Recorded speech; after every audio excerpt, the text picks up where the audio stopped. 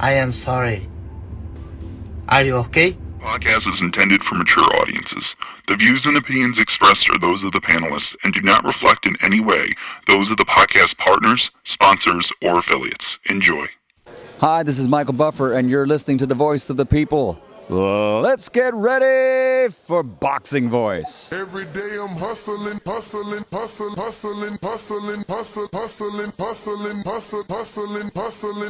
Every day I'm hustling. Every day I'm hustling. Every day I'm hustling. Every day I'm hustling. Every day I'm hustling. Every day I'm hustling.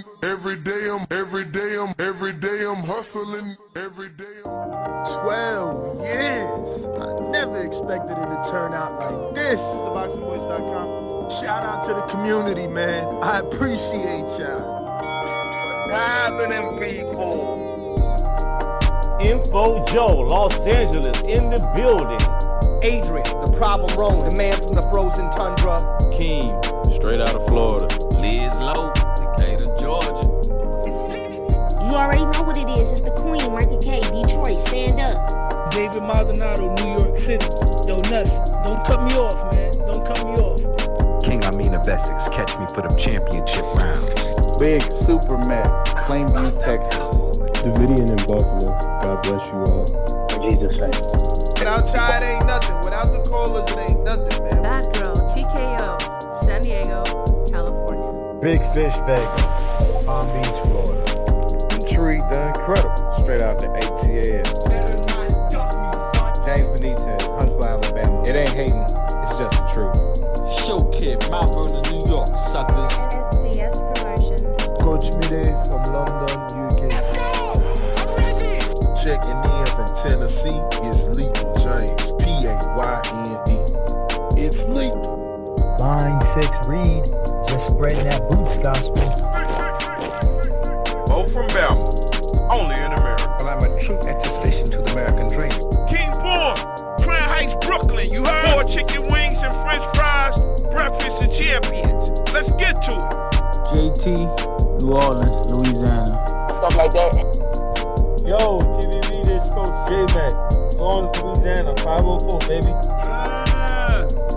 What have you? C. Y. E. California. Like the video, subscribe to the channel, join YouTube members and Patreon for some. This is the #1 pound for pound and 2-division champion, Marvin the Tank Furman from Dallas, Texas. LV Southern, from DC to Stunt City, Bomb Squad. Brandon Marie, aka the AJ at Trucking, straight out of Cincinnati, baby. Madbad 100, U.S. Virgin Islands. Chickarelli, Hollywood, California. Louis Reyes, Boston, Mass. Yo, drop that SDS shit, This son. message was brought to you by SDS Promotions. The voice of the people. There is no equal. You can add Nestor Gibbs on Skype to be part of the conversation. TheBoxingVoice.com. As I always say, please make sure you push the thumbs up. Share this in every episode of the Boxing Voice podcast.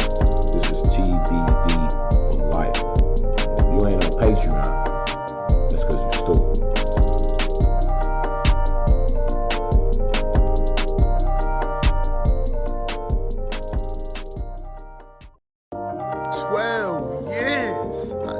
Expected it to turn out like this. TheBoxingVoice.com. Shout out to the community, man. I appreciate y'all. What's going on, ladies and gentlemen? Welcome back. Good morning. Welcome back to another edition of the Boxing Voice Radio. Today, we're going to be discussing one pound-for-pound fighter and arguably another. That's how the promotional companies are now promoting Jaron Boots Ennis and Bam Rodriguez. Now, we know Bam is a pound for pound because he's moved up numerous times. You know, he has obviously captured titles in multiple divisions. And at, I believe, 24, his resume speaks for itself. You know, it's he's got about 4 great names. He's got Kit Kat, Cuadras, Well, I can't remember them all. I have to pull up BoxRec. I tried my best. But he's got 4 names. I know that. And a lot of people his age don't have that. So I can see him being on the pound-for-pound list. I don't know how Eddie Hearn has Boots on the pound-for-pound list. He hasn't done anything that normally gets a fighter on that list. It starts with moving up divisions, capturing titles, unifying, undisputing, things of that nature. Those are the ways that you can get in that conversation. So maybe they're talking in the future. Maybe that's how they're trying to market it, as a future pound-for-pound fighter. Because, Boots has said quite a few times that he's going to undispute at 47, 54, and 60.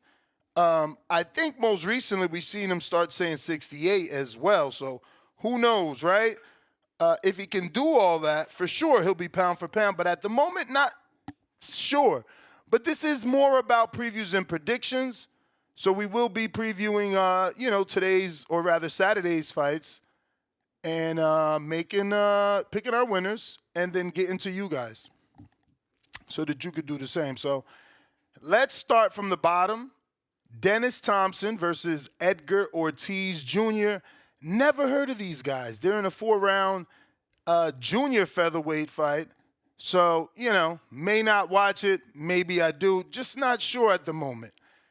What I will be tuned into is Zaquin Moses. This is the cousin of Shakur Stevenson. So if you're interested in Shakur or you're invested in Shakur, Zaquin Moses is, allegedly next up.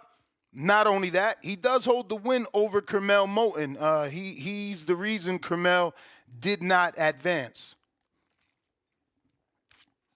So, excited. Now, I'm also excited because this is, free agent promotional pull by Shakur, right?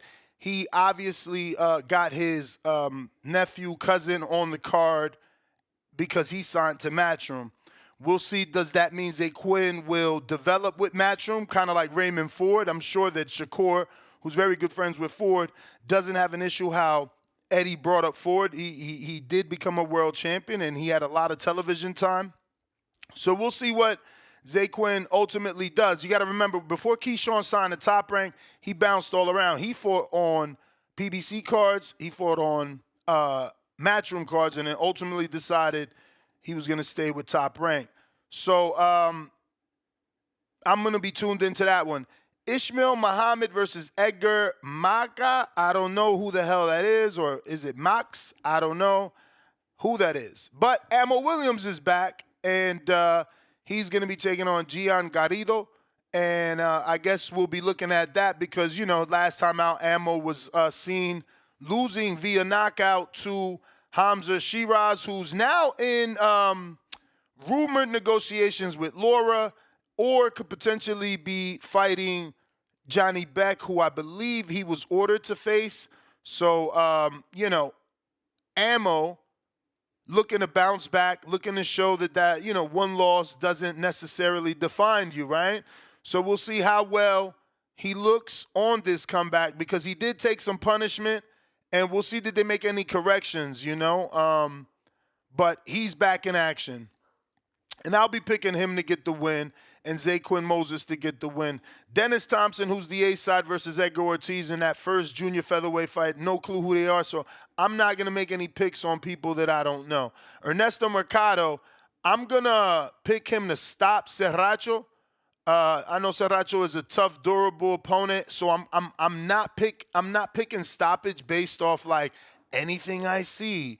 Nah, I need my man Ernesto to stop him so that he can make that,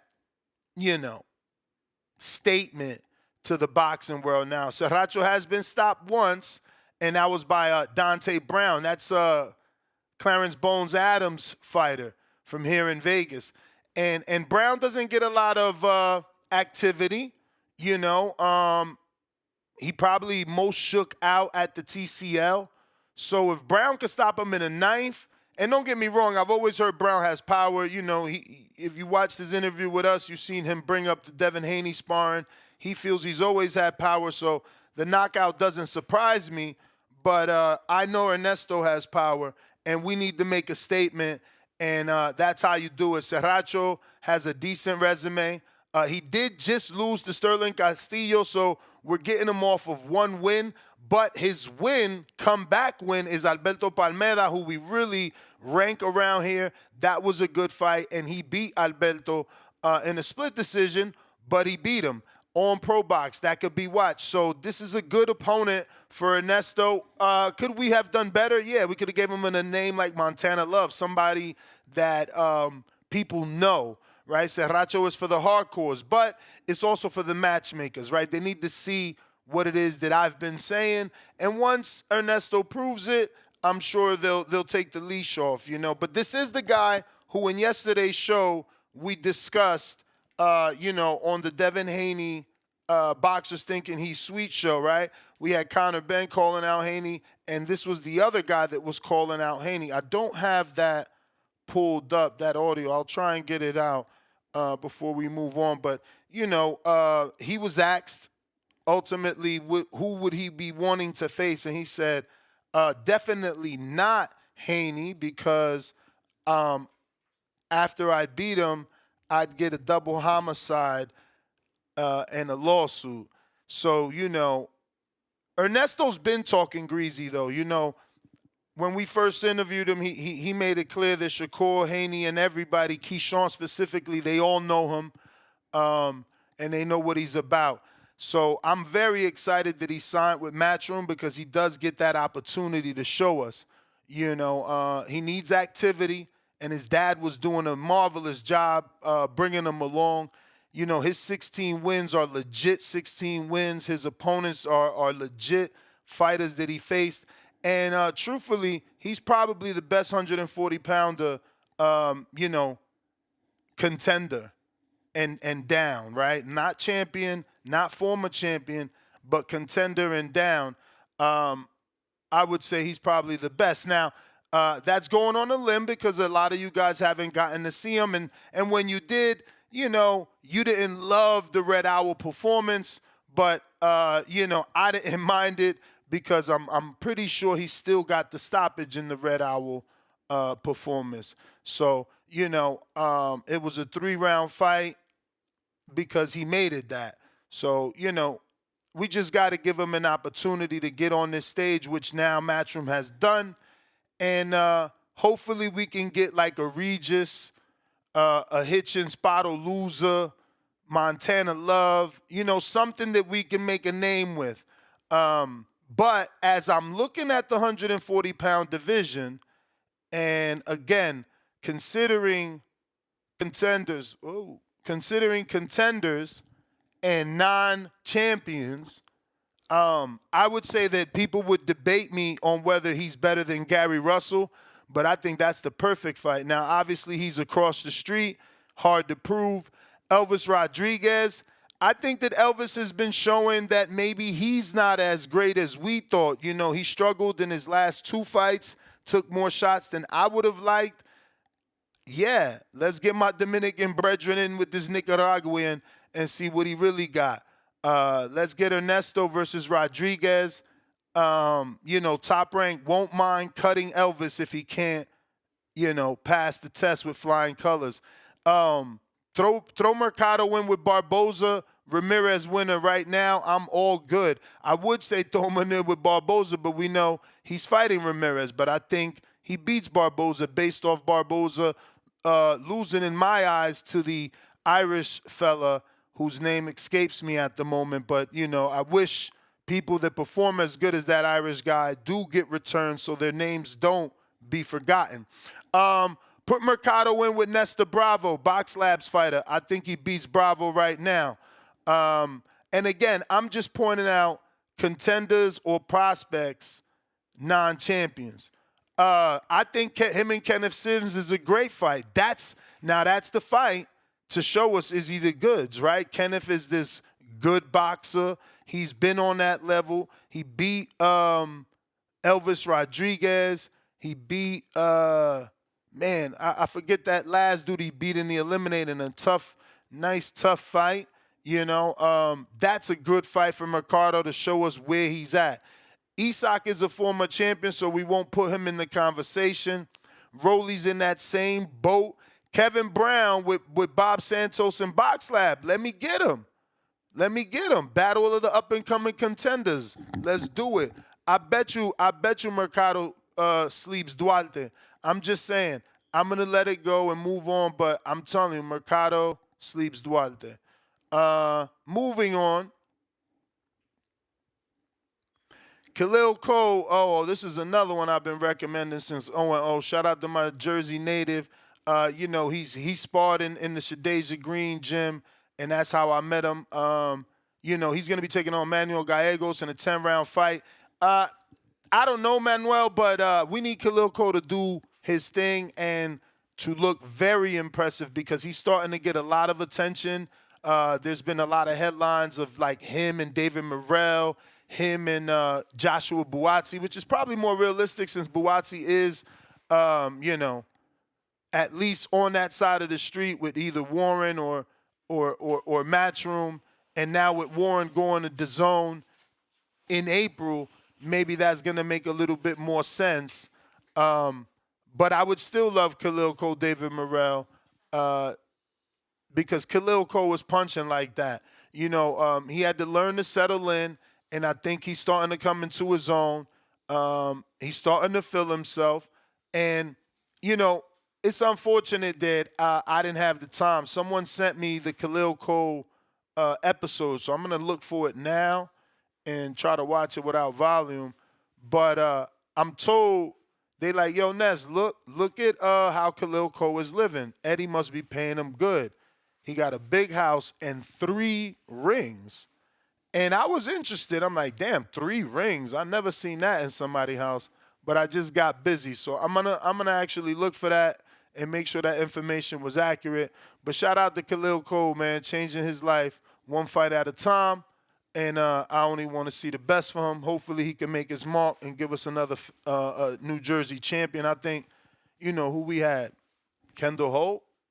It's the last Jersey champ that I could think of off top. So we need one. So salute Khalil Cole. We picking him for the win. And again, my picks are not based off you making a bet on these picks. My picks are based off my heart. I like Khalil Cole. We want him to get the knockout so that his career can advance on a, higher level. Raymond Ford versus Orlando Gonzalez. I don't think I know Orlando Gonzalez. I was almost hoping we were going to read like Orlando Cruz because at least I know him. So, yeah, man, he's Puerto Rican. So, okay, he's almost like Cruz. And he's coming off some good wins, but he did lose to Misael Lopez in the Prudential Center.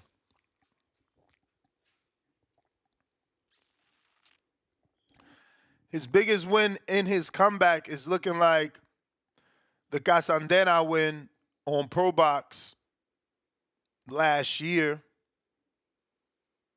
He lost by decision to Robisi, so he's durable. Both Lopez and Robisi had, they beat him by decision.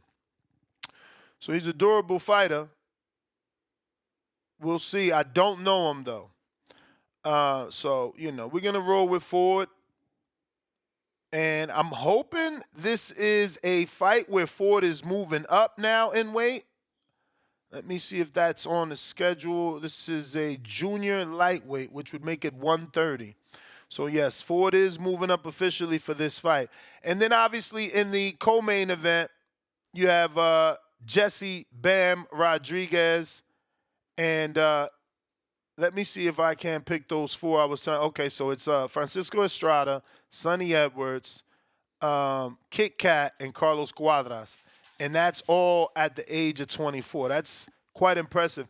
It's unfortunate that he's the lower weight divisions because typically someone doing this type of work before the age of 24 doesn't go unnoticed. Hence, Devin Haney, got a lot of attention for doing everything he did at the age of 25. So, again, these promoters just dropping the ball. We're just pointing out that they failed Virgil in his 17-0, 17 knockout run. That should have been promoted a whole lot better. And, while they're doing a good job for this fight with Bam, I feel like they're doing that for this fight. And I can't help to think that they're giving him that love for this fight because they're making him a co-main when he's been a main. So they have to show him extra love so that he doesn't get upset that you're taking him out of his region and you're putting him on an undercard. Some people would be like, no, I don't want to go to Philly. Keep me in Arizona. Keep me in Texas. Keep me the main event.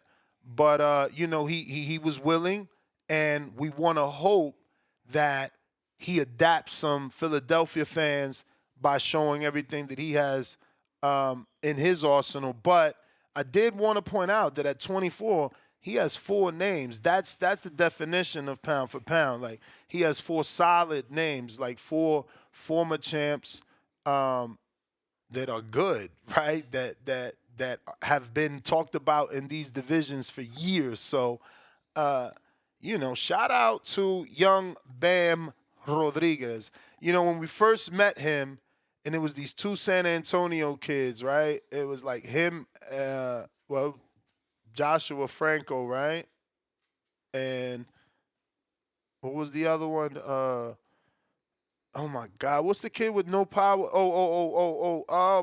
The name was just right there. He from San Antonio too, man, with the Hector Dananara, something like that. And Bam, and don't Bam got a brother? I know Jesse.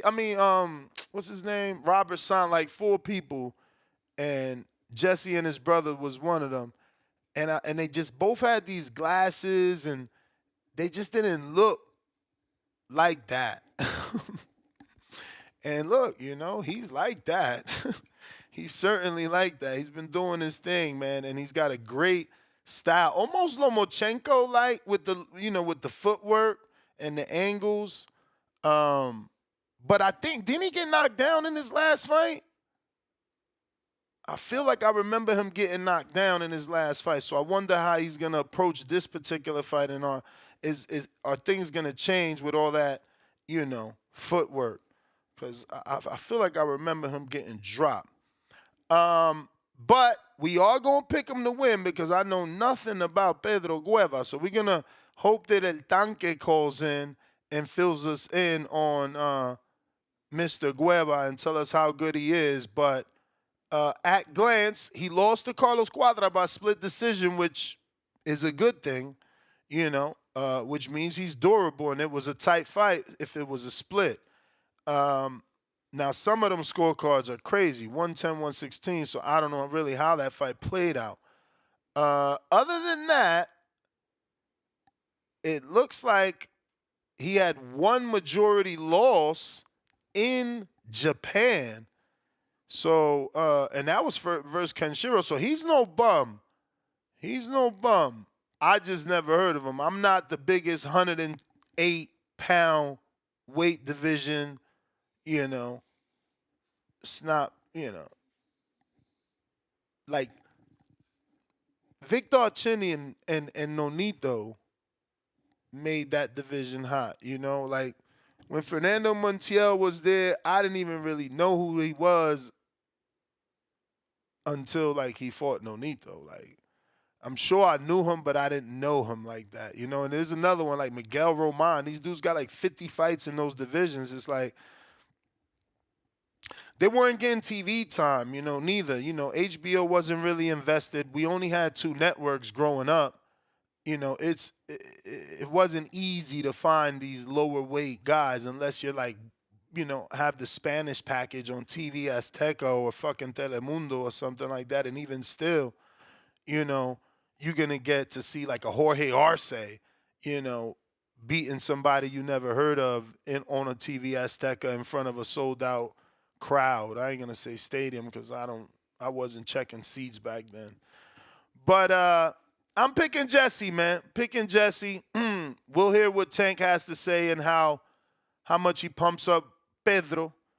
And as far as Jaron, you got tape now, and you got the experience, so I'm picking Boots by knockout. That I will check on the betting line and see, how they doing with that, because I feel like he's certainly going to get the knockout because he got so much criticism for not cutting the ring off and not getting the knockout the last time. It would be horrible if he couldn't, right? Like if we went through the same shit and he's not able to cut the ring off and Karen is able to like circle the entire night again, whoa, that would be disgusting. So even the bookies believe what I'm saying. They got minus 500 now. Who knows? They probably had minus 500 the first time. But if you think he might not have learned how to cut that ring off, you better play something on that decision at a plus 350 on Boots looking sexy. But damn, they ain't no money in the knockout. They disrespectful. You got to pick group rounds in order to make money off the knockout. And that's wild because this man literally showed that Boots can't cut the ring off, and they ain't giving him no respect at the betting lines, making him a minus 500 to be knocked out. That's freaking crazy, bro. But listen, that's everything. Phone lines are open if you want to call in. And if not, early day. You feel me? And Tanque, what up? Yo, good morning, bro. How you doing? Street. Hey, man. Yesterday I found out. I thought it was a lot, right? 106 rounds in 2 months of sparring, bro. Is that a lot? 106 rounds in 2 2 months. months? Yeah, 2 month, 2 month camp, bro. Because yesterday I was watching Guevara give out an interview with Barrera. They don't like the fact that he's a co-main and they're fighting in Philly. I don't think that's a lot, right? Let me see, because you just got to do some math. Yeah, because they asked him, he's like, are you ready for the southpaw? Have you done anything different? He's like, well, for these last 2 months, we put in about 106 rounds of sparring, nothing but southpaws. Tough, rugged southpaws. He didn't give out no names. But when I heard that, I was like, damn, this means two things. You're either getting overworked, bro, or you're going to go in there and give us one hell of a fight. He didn't even get overworked, bro. So if I'm doing it right, 8 weeks, 2 months, 3 times per week you sparring, so that's 21. 21 times 12 rounds, if you even doing 12, which everyone knows you don't start off camp doing 12, that would be 252. So he's at 100 and something. He's not overworked. Good. All right. That's a good sign, though, because he said he was sparring nothing but southpaws, getting ready for some deficiencies that he said he saw on Jesse. I still got Jesse beating him. It's just on another level. But the dude is coming in there to win, bro. Shout out to him. He went to Australia to go fight Maloney. He got that interim belt, and now he's here with Jesse. Shout out to Guevara. He's a live dog anywhere he goes. He fought Cuadras in fucking somewhere in Uzbekistan or Russia, bro. Can't fight the damn fight. I was watching part of the fight yesterday with Cuadras, which is a very damn good fight. But Cuadras did look better than when he fought Jesse coming off a year and some change layoff. He did look better against Guevara. Take it for what it's worth, bro. But I still got Jesse. He should outclass the dude. I don't expect anything less of the young phenom, the dude that should be the main event. I don't know why the hell Eddie Hearn put fucking Boots there. I guess it's his hometown. But if I was Eddie, I would have put him in Arizona and I would have had fucking Boots be the co-main. How are you gonna have a barn burner as the co-main and then fucking what was that? Nah, you just got feedback. I ain't saying nothing. Oh yeah, well I was saying I would rather have put Jesse as the main event in Arizona and have Boots cater Boots to the Mexican crowd in Arizona. Cause goddamn, bro, how are you gonna do me as a fan like when Vaquero fought Conceição? Great fight, and then I went into one of the most boring fucking fights I've ever seen. I don't want to see Boots circle the ring around and give me a shit fight after watching Jesse and Guevara go to war. I want to see that.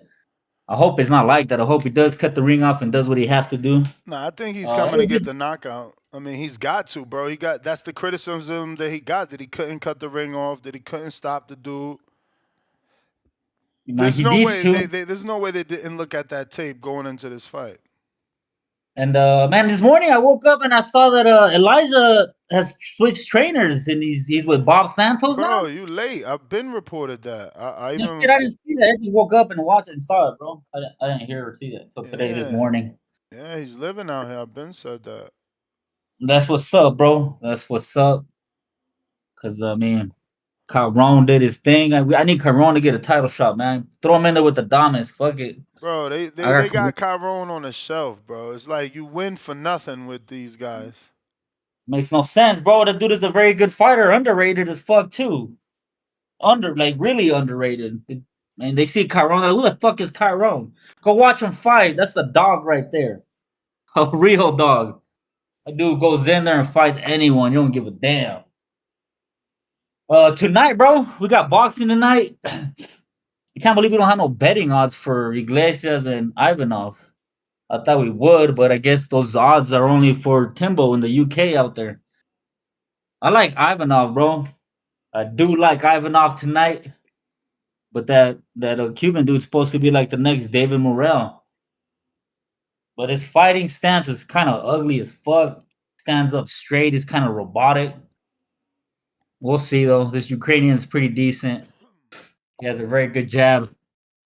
I just want to see what the 68-pound division's looking like with these upcoming fighters, man. You said Raymond Ford is fighting today? I didn't even know that. Yeah. Oh, not today, right? Saturday. And then you said Sriracha and your boy's fighting too, right? Yep. Yeah, that's a good fight, Ness. If your boy stops him, man, you've been saying your boy's legit. He's stopping him. But he should stop him. I mean, bro, he stopped better people. Dondini, which I'm pronouncing wrong. Like at the time he fought him, he only had one loss, and it was more durable. Shit, yeah, I man. don't know, Yeah, but Sriracha is tough though, man. He's a oh, tough he's fighter. definitely tough. Like it's your time. Man, great week of fighting, bro. We got Jesse. Jesse by stoppage. Fuck it, let's go. Have a good one, Ness. All right, yeah, Sriracha is tough, man. I'm pretty sure. I'm double checking, but I'm pretty sure he beat fucking Caesar Francis on Pro Box. Yup.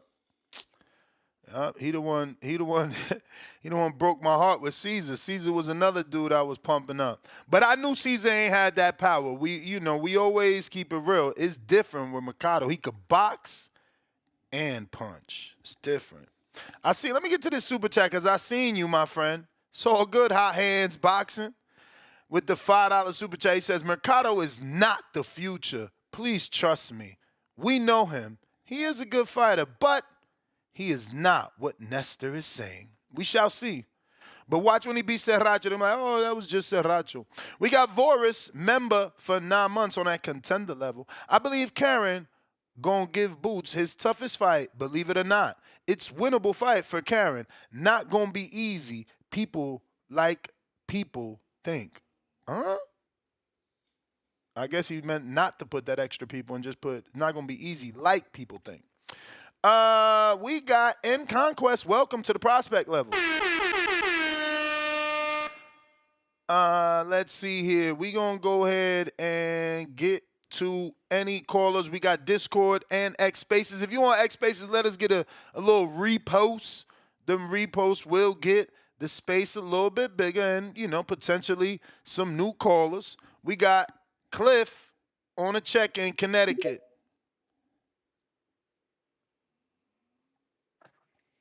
How the audio? Straight. Yeah, I don't think Bam was dropped his last fight. I just remember him dominating that dude. And nah, he was certainly dropped. He was certainly dropped. I checked the resume. He went down. Are you sure? Yeah, man. He went down in Rodriguez was down in the 6th round. Player. Nah, you wrong, bro. He stopped the dude around the 6th round. I swear I watched that fight and I don't remember that. He stopped him in the 7th, homie, and I'm literally on BoxRec reading it off BoxRec. Sorry. You got it, champ. Sorry to be I don't wrong. remember that though.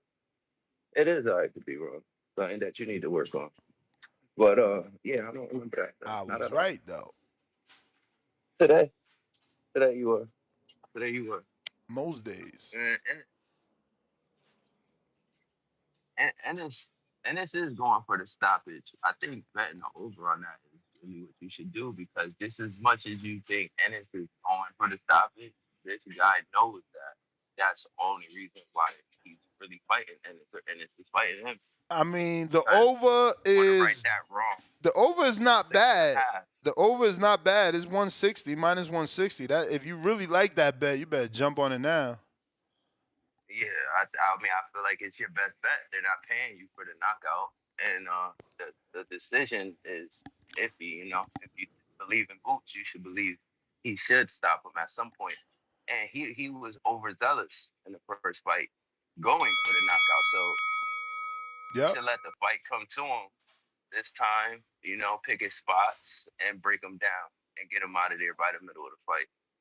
I don't. If he goes out there trying to swing haymakers, get a one punch knockout, it probably look the same. So I look at that as a late stoppage. He should do that. Jesse, you know how Jesse is. Jesse just gonna run through like he do. I don't even know how he got dropped. I don't remember that, but I just think Jesse, he's a special fighter. So I see him giving us a show. I kind of disagree with Danke saying Jesse should be the main event, even in Arizona, because they don't sell like the 47 division. Like that division is bigger fighters. It's different. So I think you want to build Boots and get him to a level where he deserves. Like his ceiling's higher to be like a big time pay-per-view possible guy and shit. So I think Eddie's doing it right by pushing Boots over Bam. Even though Bam is a better fighter right now, Boots has the more potential to bring fans and shit like that. You gotta fuck with Boots. And Mercado, I don't really believe in him like you, but I'm gonna watch Ray Ford. He lost to this dude Ball. I don't really think he lost, but I think he's a B plus fighter, so he should get the win. I'm really interested in Keshawn Davis tomorrow more. Out of the whole weekend, that is the fight that I really want to see because I think that's the closest fight and the most evenly matched fight, and probably means the most. So I'm worried. I'm more worried about that than anything. But yeah, man, that's really it. You can get to the next guy. All right, champ. Demo, what up?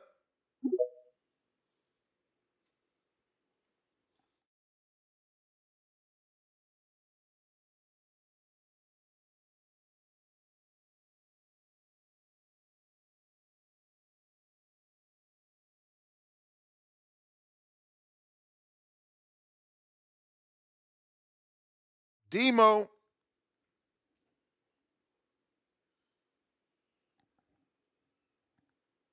Treese in Toledo, Ohio.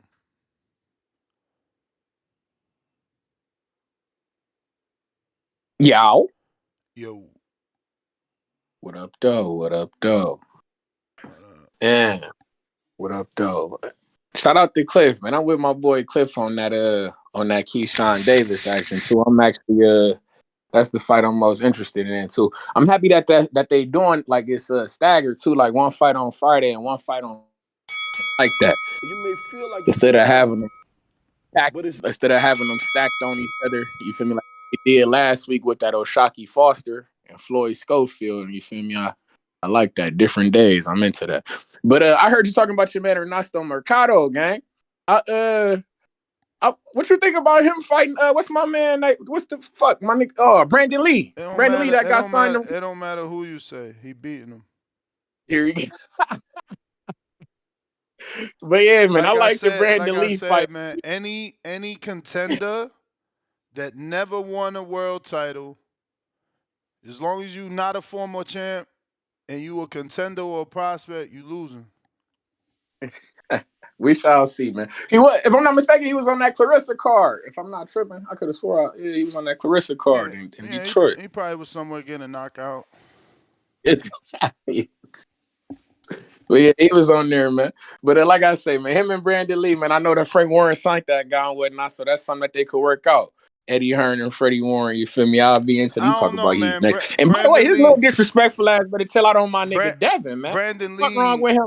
Brandon Lee got dropped. I don't think anybody's gonna be putting him in with a puncher. He's a puncher himself, but he got dropped versus who was that on Showbox, right?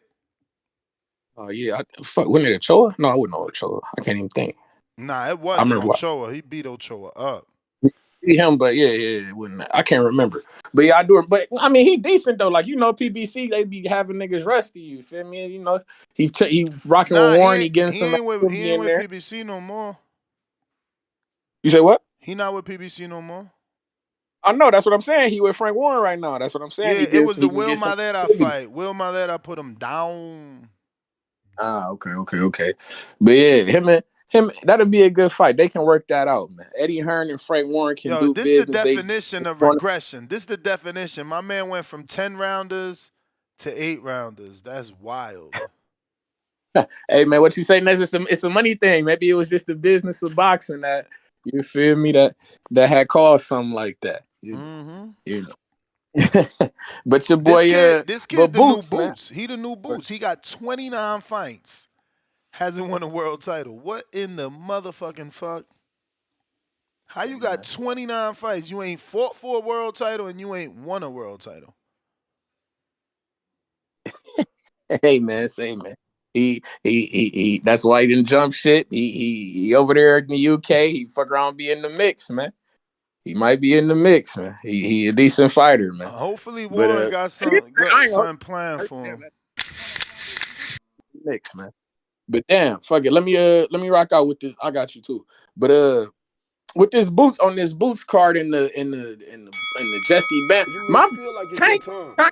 you tripping, bro? Not your time. My man Boots is definitely main event material, bro. He got the names. They in Philly. You feel me? He flashy. He doing it. This is my man's version of the Deontay Wilder, Berman Stavern type action.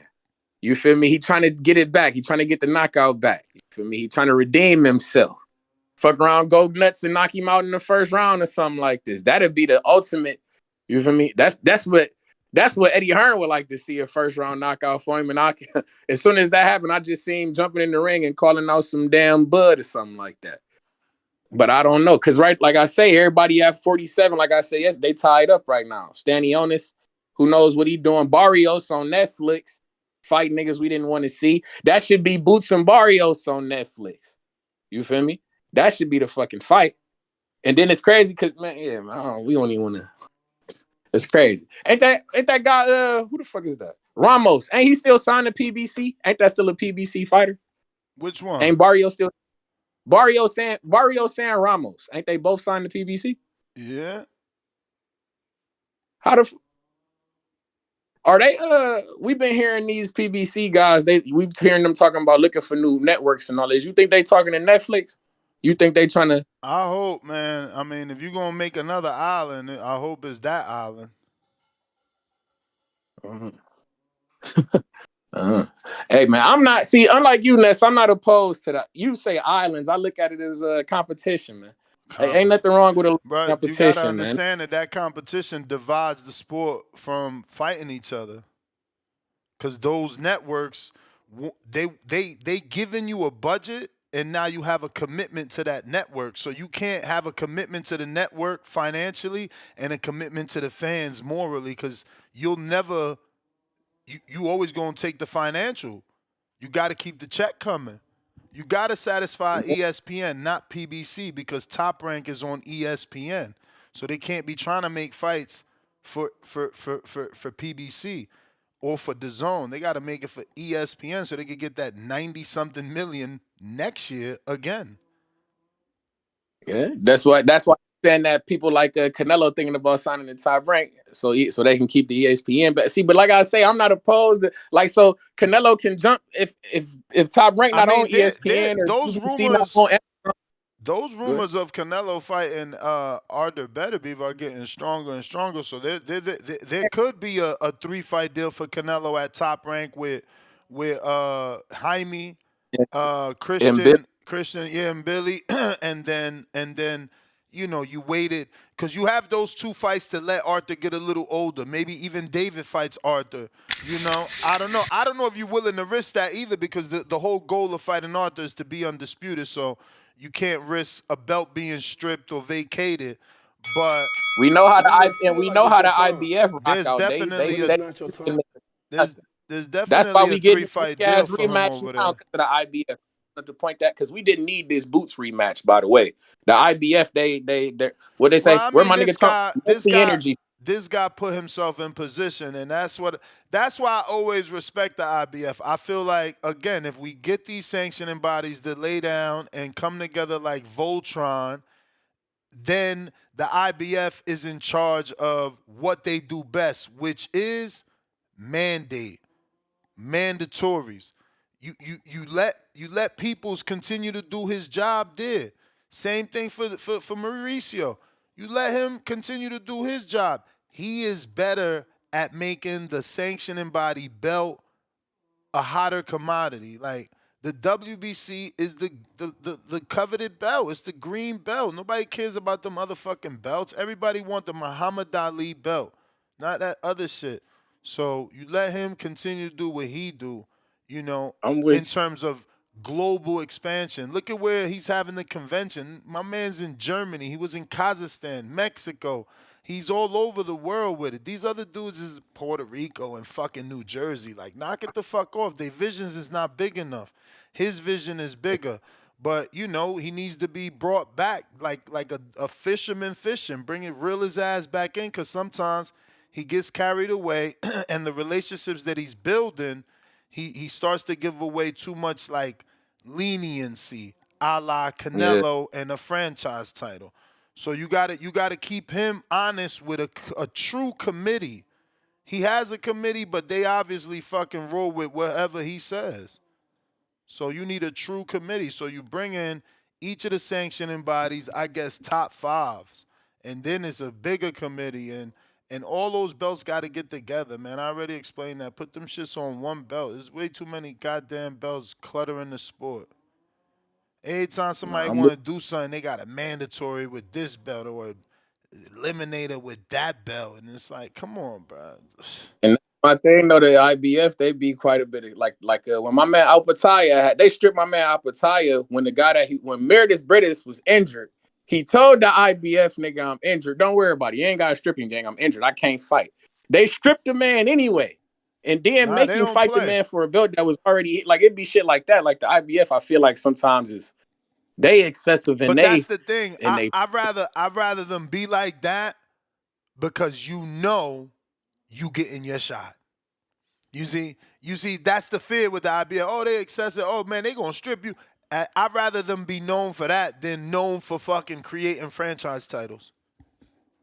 Known for giving a I am fighter with guys getting like, their shot, but it'd be like, but it also like say like, all right, like with this undisputed shit, like with the Fury and the Usyk, they talking about they stripped my man from the IBF. Now the rematch to that ain't undisputed. Now it's like shit like that that's tainting history too. Like because they being over. Like Dubois didn't need to get no.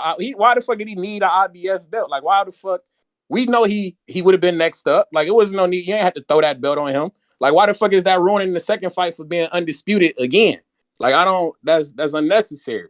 The shit that they doing, they pulling that same shit with the light heavyweight division. You feel me? And I know that's what guys trying to say. David Benavidez, that's gonna be his way to weasel that better be a fight if he snatched that IBF belt like a William Skull just did. Shit like this. Like the IBF, they come on, man. I like that they're being consistent. It is happening across every division when guys undispute. But damn, bro, y'all also ruin the history, but that should be rematched for undisputed with Fury and Usyk. You feel me? I don't like that. I don't like. But shout out TBV, shout out Toledo, Ohio, man. I'm gonna let you go ahead and get on to some other callers, man. Y'all be cool. all right, Demo, trying you again.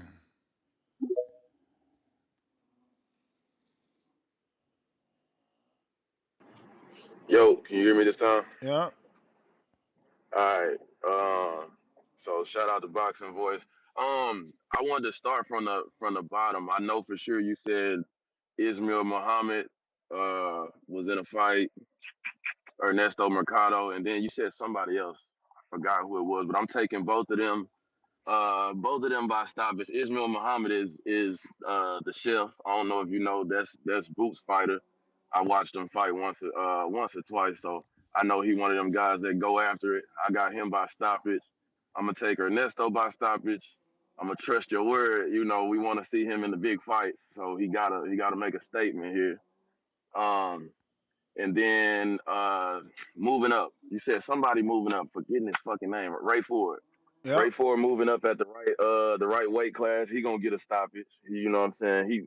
To be honest, I feel like he hurt what's his name in the last fight a few times, but that little motherfucker tough, and he be pushing up to try to smother the space and everything. But I think he'll get a stoppage in this one, so I'm going all three stoppages on that. All right, so let's move to Bam. Bam. Uh, I think it was El Tanque that said that Bam in there with a live dog because old dude was, rugged and shit like that, put it in the round. But Mm-hmm. at the end, he also said stoppage. I'm taking Bam by stoppage. He's not in there with a live dog. He in there with a live body. Everybody, everybody in Texas know Bam the next Texas great. We want to see him keep making statements, and he done already made statements against bigger fighters. So I know for sure he gonna go in and stop this dude. That's how I feel about that. Now, Boots, this is a test. Because like you said, if he don't get the stoppage, it's gonna look bad. And then Tanke was the one that also said Bam should be on the main. Now this is like the test form. You got Boots as the main this time. If Boots can't get it done, I guarantee you. Remember I said it. I guarantee you he's gonna be the co-main to Bam next time around if he can't stop Karen. That's how this shit gonna go. If he can't stop Karen, he's gonna be the co-main next time around. Watch. But I personally think maybe he'll stop him at the end, but everybody trying to act like they didn't see Karen, even though he moved a shit ton, was damn near what they want to call running. When he did stop, his stop and shoot was on point. He was clipping Boots' ass. So Boots already know, yeah, I got to cut the ring off, but I can't just go in there and just be reckless. So when he do cut the ring off, he got to be careful in there, or he gonna end up getting hurt trying to rush to get the knockout. That's why he's saying he gonna come in and have his own fun. Cause he know you go in there and rush that dude. And I should have looked it up. Do you know his ethnicity? I don't want to just say Russian or anything like that. But I know Karen is from that side of the earth. Put it that way.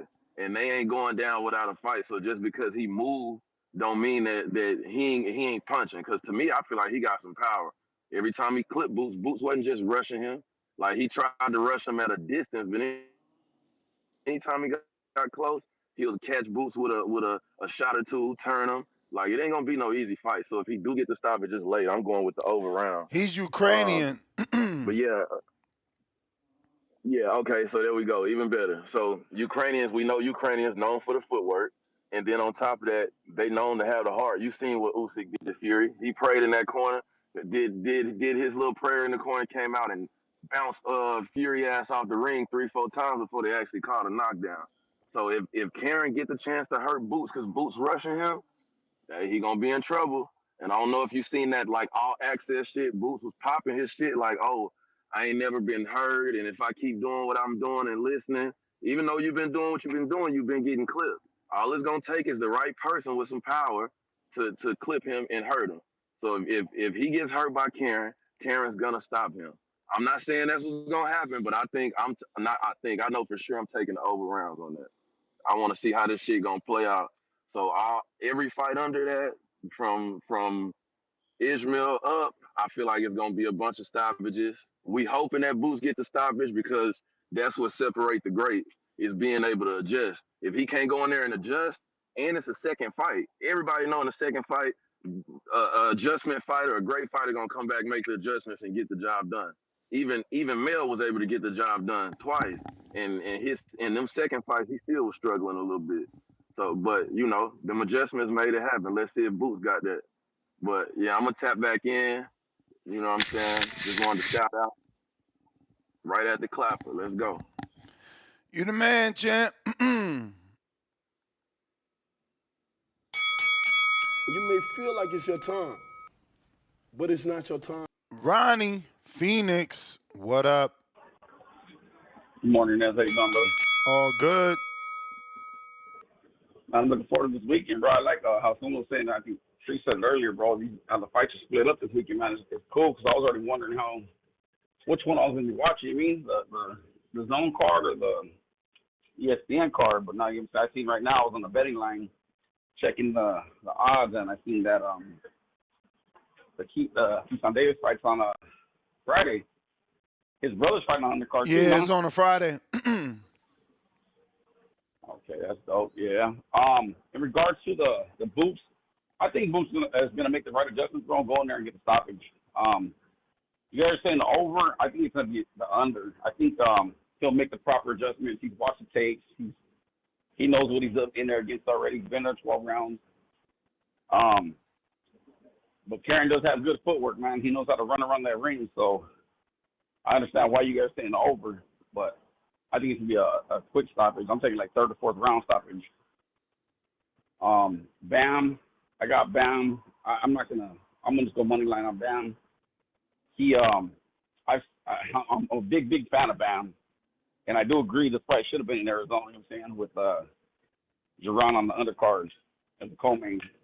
Not the undercard, but the co-main. But yeah, man, that's about it, brother. I'm excited that I get to stay home this weekend, bro. I ain't got nothing planned. I'm gonna stay home with the ladies, just watch fights all weekend long. Friday, Saturday, even tonight, bro. We ain't got nothing planned. We're just staying home chilling. So I'm excited about it, brother, because I've been real busy these last few months, and then right now we got all the car shows coming up, so we stay busy with that too on the weekends. I didn't get to watch no live fights last week. Had to catch the replays. I didn't get to see the Nova fight. Did Nova win or lose? Draw, which I thought he deserved the win. Today there's fights in Montreal. You get to see the Cuban, Ulises Iglesias. He's usually getting first and second round knockouts. Stephen Butler is back tonight. He's taking on the famous Diego Chavez that Keith Thurman knocked out a bunch of years ago. So, you got a couple fights on ESPN Plus, part of your subscription. Okay. Yes, sir. Yes, sir. Yeah, I got those on the betting line. I heard people saying earlier that they, or maybe you said it, you didn't see them. Or no, Baby Joker called in and said he couldn't bet on those fights. I got all those fights on my shit on DraftKings. Oh yeah, no, DraftKings and FanDuel, they're like heaven sent for boxing fans. But if you were in a place where you cannot get DraftKings and FanDuel accessible to you, you fucked, man. It's a wrap. You may feel like it's your All right, time. man. You have a good one, man. Thank you for the call, man. But it's not Yes, your sir.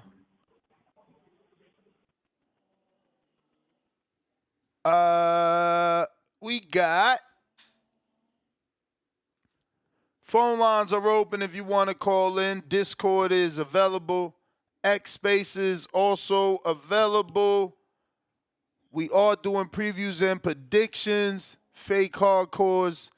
Y'all love them gossip topics, man. I'm telling you. Which is crazy. Yesterday, y'all wasn't really interested in the Connor and the Mercado calling Dev Diddy. He was wilding like that. We got Jay Hill, Atlanta.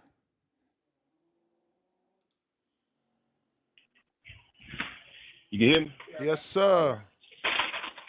Man, what's happening, man? What's going on, man? What up? Man, I really been waiting on this fight, man. I really want to see what Boots gonna do. I really feel like Karen gonna give him a great fight, bro. I ain't even gonna lie to you, man. And I don't know, man. Like I feel like Boots is a little too cocky, man. Just a little too cocky. I think he really overtrained for this fight. And Trey, I'm a Boots fan. He like one of my favorite fighters to watch. And let me ask you a question, man. The last fight he fought with Karen was that short notice? No, that was his mandatory back then too.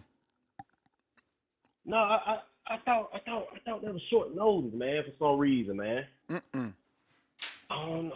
Okay. So that might play. The whole time I've been thinking that it was short notice. Well, let me see what the chat say. I don't remember it being short notice, but let's see what the chat say. Yeah, man.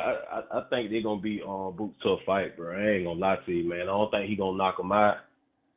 Karen got good footwork. I really been watching Karen. And I'm like I said, man, I'm a Boots fan, bro. Like Straight up Boots fan, dog. But man, I just believe Karen gonna give him some good work, man. Karen ain't. I mean, he accepted the challenge, man. You got so many people that they ain't want to get in the ring with Boots. You know what I mean? They ain't want to get in the ring with Boots, but Karen said, "Shoot, I got in the ring with him before. Shoot, why not get in there again?" You know what I'm saying? That takes heart, man. A lot of people scared of getting in the ring with Boots from what I'm seeing. You know what I'm saying? From what I'm noticing.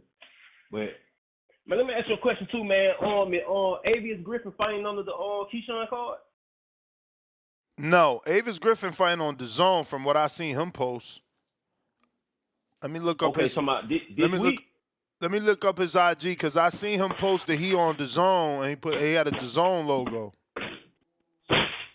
Okay, man. I really want to see what he's talking about, man. I mean, I think I seen just 2 fights of him, man. And it seemed like seemed like he a good fighter, man. I mean, he's still on the Bowman, right? Last I checked, yes. He is in Okay. Norfolk though. I don't know if he there for the fight or is he there to support. Cause he in Norfolk. Yeah. He in Norfolk and he took a Okay. picture. So I don't know if he did. Cause he took a picture in front of the shit like he weighed in. So I don't know. But I don't see no flyer. He had a flyer. Okay, Yeah. November 16th. Nah, he on DAZN November 16th. Okay. I'm definitely gonna look out for him, man. I really, cause he a welterweight, right? He's still a welterweight. Yeah. Yeah. I'm definitely gonna look out for him, man. Yeah, for sure, man. But I got Bam winning, man. I believe I like Bam too, man. And who he fighting again? Dang, I'm tripping, man. I'm out here working, man. So who he fighting again? Can't even think of his name, man. Bam, he's fighting Guevara or something like that. Pedro Guevara. Man. I ain't never heard of him, man. Yeah. I know I just heard that's the thing, Baby man. Joker. These guys are mostly Latino based, so they don't really get that, popularity with America. That they got to do a better job if they're gonna want attention on that, division. For sure, man. But yeah, man. Man, that's my call, man. I'm gonna sit back and listen, man. I sure appreciate you for taking my call, bro. You the man, champ. Straight up. If you're watching this on YouTube, I'm trying to crush them goals, man. We're trying to get to 1 million subscribers right now. We're trying to stop at 250,000 first, right? So we got 233,414. So we need about another 600 or so subscribers to get to the next goal of 234,000. We got, see, on the super chats. First super chat of the day. We've read that. We got Leonard Sterling, 2-pounder. Watch the Piles Grove, New Jersey 3-ring farm horses. Oh, okay, so he watched it. Yeah, I mean, I never even heard. I lived in Jersey all my life and never heard of Piles Grove, New Jersey. I got to watch that episode, man. Leonard Sterling, 5-pounder. They were 4 boxers declined the IBF eliminator fight. Camp Bash Karen, number 7, versus Scarf, number 9, who accepted the fight for the IBF mandatory to be in position. Bop Wick, $2. No words, all love. Bop Wick upgraded that membership to the contender status. Profound Dreamer with the counter.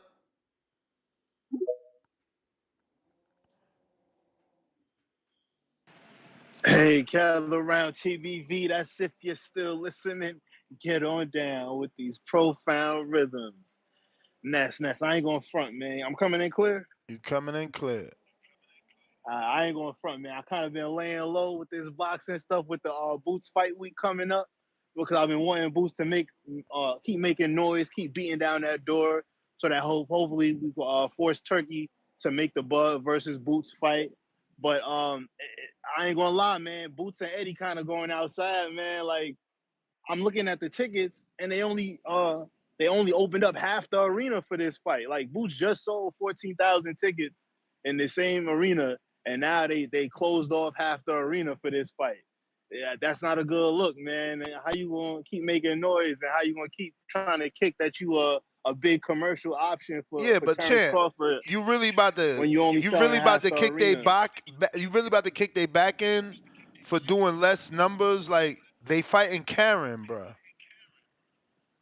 Like no Yo, promoter. Ness, a draw is a draw. A No, draw is a no, draw, no, right? no. But no promoter would have fought Karen twice. They would have dropped the belt. But Boots is in a position where he can't drop it.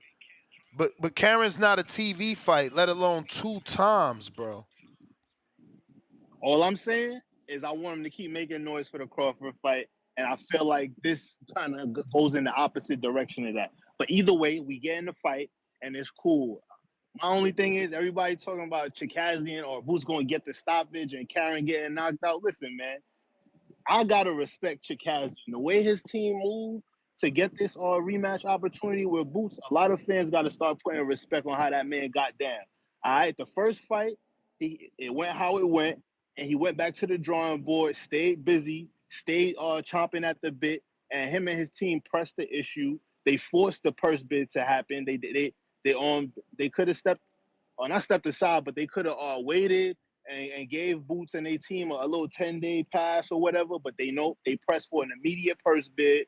So all of that stuff that was going on between Boots and the Norman team, Brian Norman and all that, it was never real. It was never an option because the Chikazian team already let the IBF know off the rip that they wanted a purse bid immediately. And that's what a lot of you news media, you boxing media, you boxing YouTube guys wasn't talking about that. Bro, Like, you know why? You know why? Instead of y'all always trying to tell somebody how to do their job instead of learning before speaking. The Karen, the Norman and Boots fight was not cap. It was not fake. It don't matter what Karen wanted. Don't matter he was the mandatory because it is gold written rule that fucking unifications trump mandatory. So had Norman agreed, everything you just said don't mean shit. But Norman did not agree. So the unification did not trump. Remember, we just had you gonna let me Bakram. speak? No, Okay, he gonna. no, because before you try to tell me this is my opinion, we just had Bakram with the same IBF tell us he did not take step aside money from Jamel. He was forced to take it. Forced, because every time Jamel went to fight, it was for a Gotta watch while unification. you run your mouth. I stretch my legs a little bit. You done? You know I'm done. So you want me to tell you about rules, Ness? Nope. Y'all keep I just gave you y'all the keep rules. harping. Let me give you another IBF rule. Because why y'all keep harping on these rules about mandatories or unifications, Trump mandatories, if you also look at the same rule, right under that, it says once the purse bid debt is set, once the purse bid date is set on the calendar, the IBF is not accepting no unification. The mandatory is what it is. And that's why I said, And remember that there Chikazian was a team, time you want to let me limit. speak or not? There was a time limit. Eddie came out and said, it's too late. The Normans fucked it up. The date is set now. Before that, it Nope. wasn't too late. Yes, Yup. Yup. You want me to speak? Because No. the IBF set the purse bid date on August 20th. The article came out on Boxing Talk that the purse bid date was set since August 20th. So when that whole Norman and Boots situation was happening, all of that was taking place in the media after August 20th. Go back and look at the articles and everything. The purse bid date been written on the IBF calendar since August My bro, 20th. So the listen to shit what you been capped. saying. Ain't no Listen to what you what. saying. You saying that attorneys, promoters, and VPs sent contracts to Brian Norman and Top Rank, and it was all capped. They were lying. Come on, bro. You sound crazy. What would have happened if Norman would have signed one of them contracts they Yo, sent? Ness, No, which no, one no. is it, Tell my us. G? Tell us. Is Tell us. because you Tell can't us. harp on the IBF Tell rule. us. The Just IBF tell rule is us. the I just purse want bid you to Trump answer my mandatory. question. But I I just want give you to you an answer my IBF question. rule, I and now just you want you trying to. to speak I over just me and want you to say answer the my rules don't question. matter now. I just want you to answer my Do the rules question. matter or not? I told you why the Do the rules rules matter. I matter or told you why not? the rules matter because unifications trump Okay mandatories. then. You tried to say But that those under that rule, unifications once wouldn't the happen purse bid anyway. debt, I said right under that rule, the IBF states once the purse bid date is set on their calendar, they're not accepting no unification over their mandatory. The Okay. mandatory is what And it I'm is at saying they that point. still had And a that free happened on negotiation August period. 20th. And I'm saying they still It had a was free over. negotiation period. I would dispute. I'm saying it was over, and Eddie and them underbid them and gave them less money than they was asking for because they knew they wasn't trying to make that fight. They were just trying to use that shit to build up clout and build up attention Listen for the to Boots yourself versus again, Chicago rematch. bro. Oh, man. It is what I it ain't even is. gonna engage because you don't want to answer, so it's worthless. Exactly. I just did answer. It's You not didn't. worthless. Do the rules matter or not? You Because in didn't. one breath you want All to say you the did. IBF rules matter. Then I mention a rule, and All you the did rule I was mentioned don't repeat what matter. I said about Eddie making offers, but you won't answer about those offers. What if that contract would have got signed? What then, Profound Dreamer? Yo, they gave them. They Oh my underbid them. God! They you knew they refused wasn't to going to sign answer. this Why shit. are you making this so hard? You Point like blank acting period. like a child. Just give me your Because your whole thoughts on argument, that. your whole argument is a if or what if. They didn't If. sign the contract. No, it ain't I'm an if dealing in because it facts. was a You out here contract. dreaming. It ain't no if. It You was a profound contract. dreamer. You trying to act like the contracts weren't real.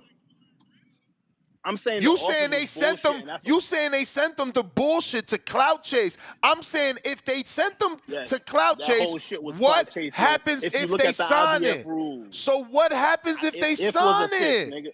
All right, We gonna get I'm drunk gonna move together. on. I'm gonna move on, man. I'm gonna move on Yeah. to somebody else. I gave you too much free time. You refuse to talk. Nah, I'm good. I can't give y'all free time, but you want to have it your way. I'm giving you free time so we could converse. I asked you the same question 7 times. You refused to answer. You sitting here saying that a lawyer, that a CEO, and that a VP sent out contracts to a fighter. The fighter came on this show and said they received it. The manager came on this show and said they received it. So what happens if they sign these alleged fake contracts for clout chasing that Profound Dreamer is saying? Like, no, we're not going to let people just come here and make stories up that are not even fucking like, it's not even possible. You don't send an offer if it's fake. You clout chase in the media and say you want to fight somebody and not send a contract. But if you send a contract, what the fuck happens if Brian Norman would have signed it? You talking about they was just clout chasing. Well, then what happens with that contract? Tip, what up? Yo, dímelo, ¿qué es lo que es? You funny as hell. Hey, man. Yo, I feel like we doing a disservice right now as a boxing community, man. How so? It's a royalty today, man. You know what I'm saying? The face of boxing was born on this very day. And I think we doing a disservice not celebrating him, man, and talking about Jaron Boots Ennis. So let me start off by saying happy birthday to my cousin, man, Javante Tank Davis, man.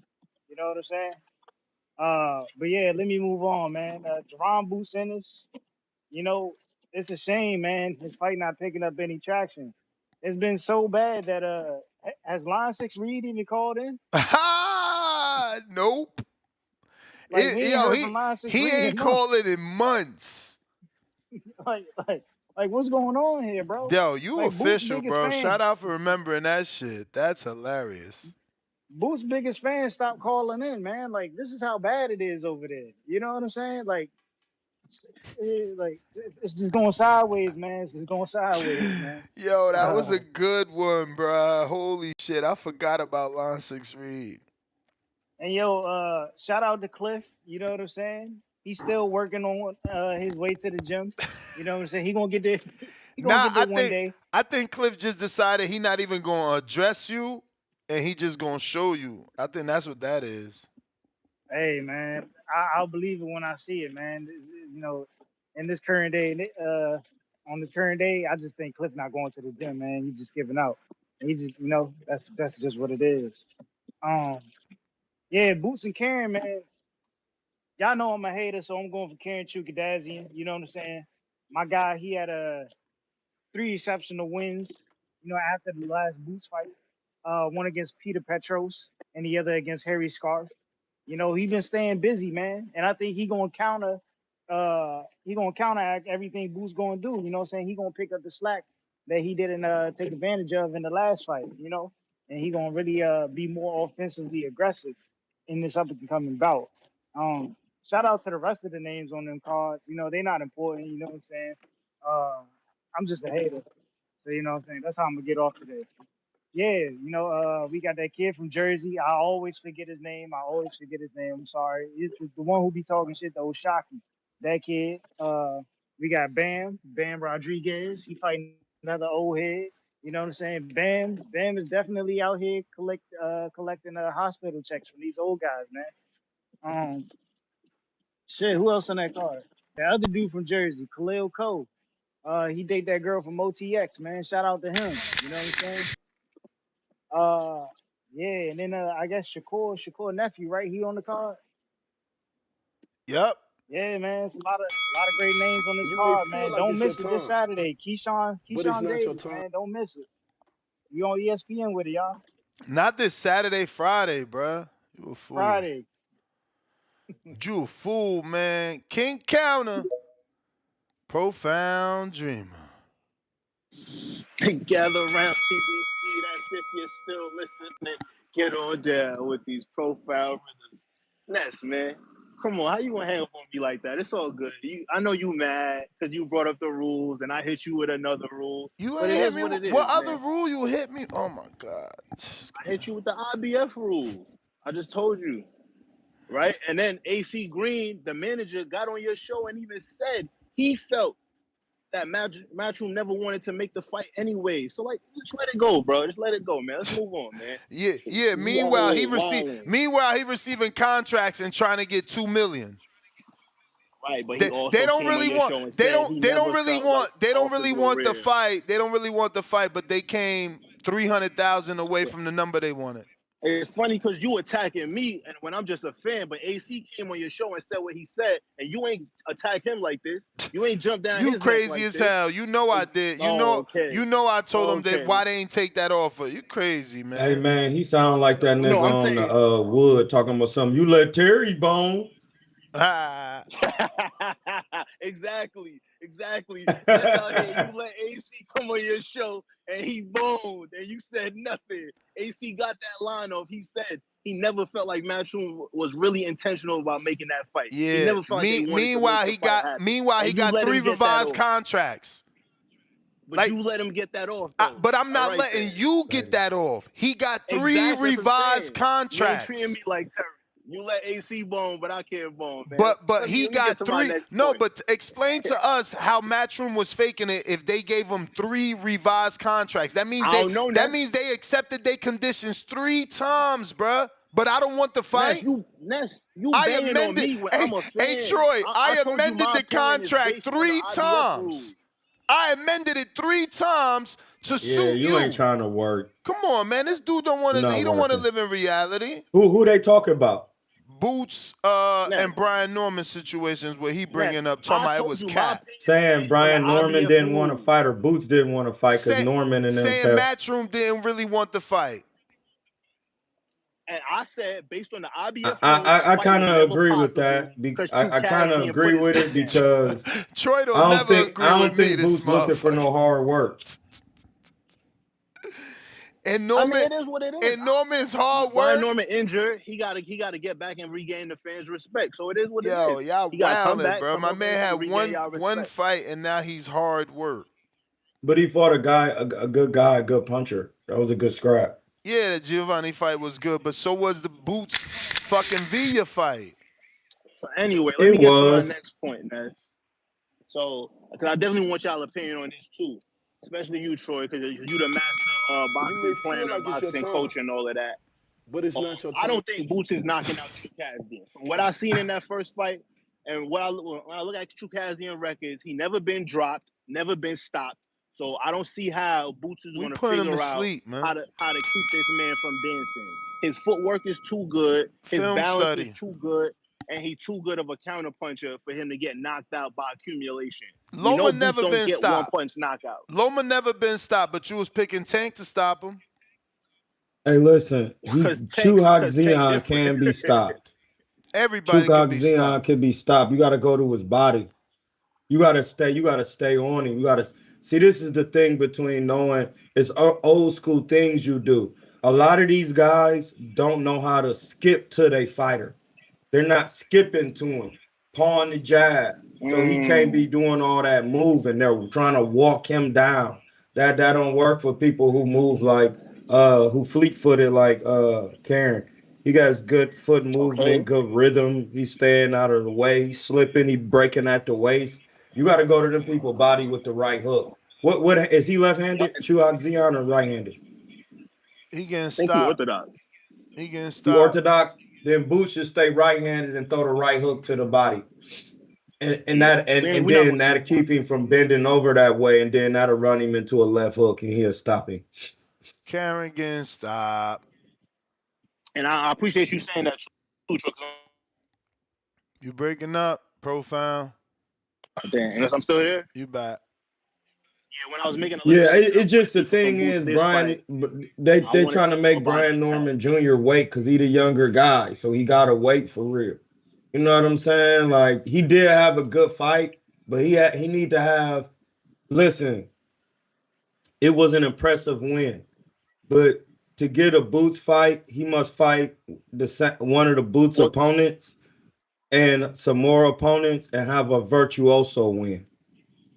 well, Troy, I You don't know if you can't heard my you first call, you but I was trying to that's tell him all that. I'm saying. Like Boots win Yeah. what Norman's was a more exciting fight due to the back and forth.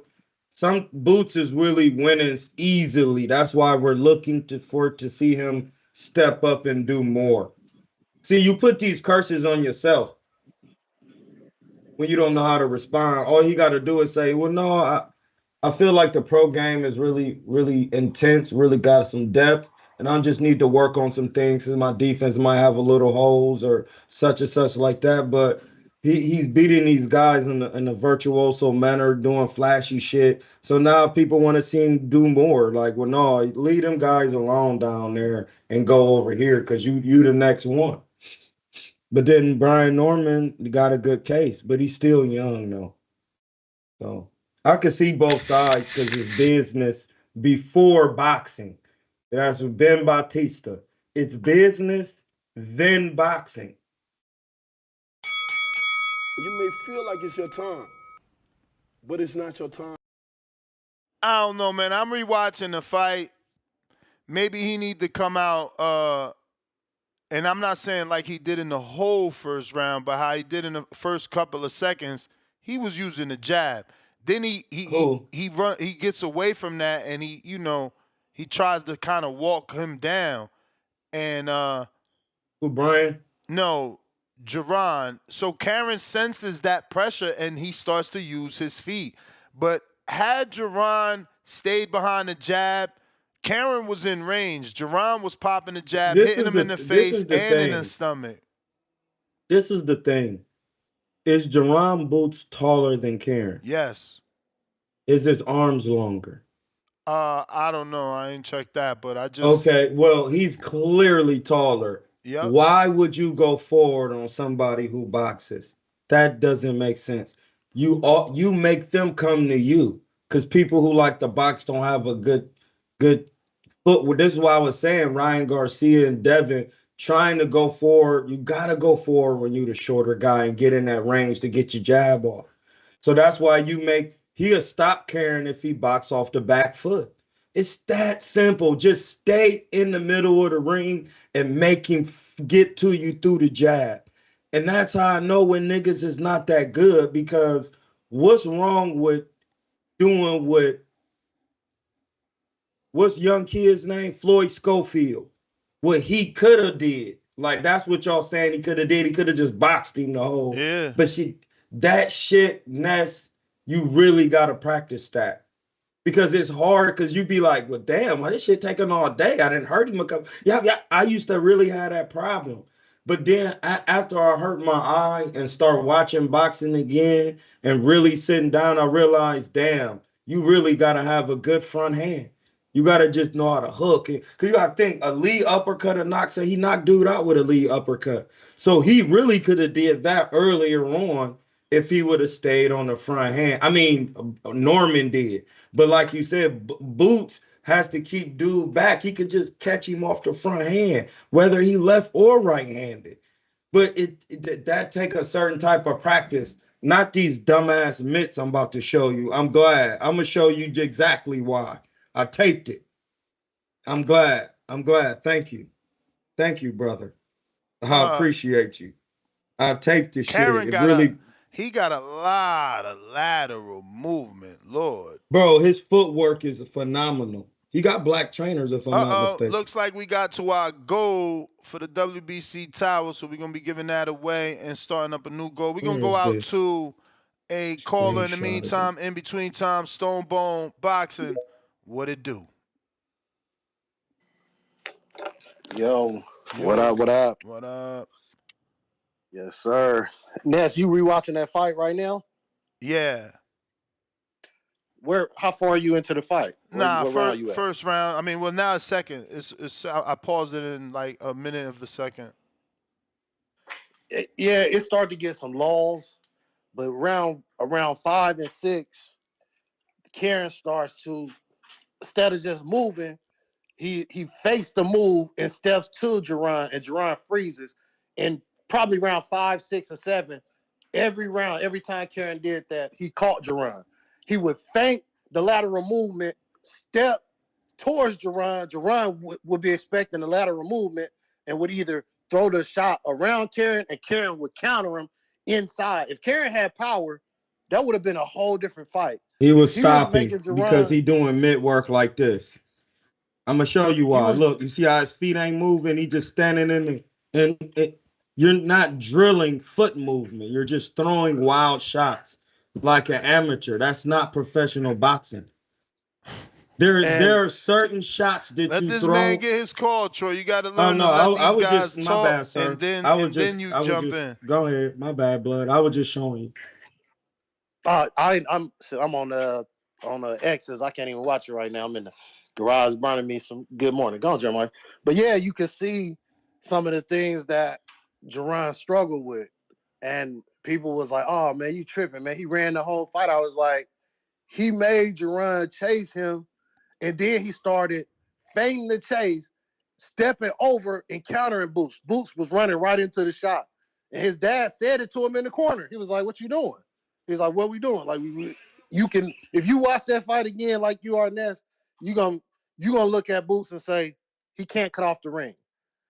You gonna really look at that and say, if that was a athletic black fighter with power and good movement, can he take those shots and cut off the ring? I don't know. Karen was turning them, making Jaron miss wide. Like, this is a whole different fight than everybody remember. It's just weird. So Yeah, but don't you think now they got tape, and they don't only have tape, but they have tape of him versus him. So it's like, absolutely. No, I think the second fight should be a different fight. No, I'm saying that first fight is different than what we think. If you watch that fight again, you like, damn, he did make Jaron look basic right here. Jaron, step over.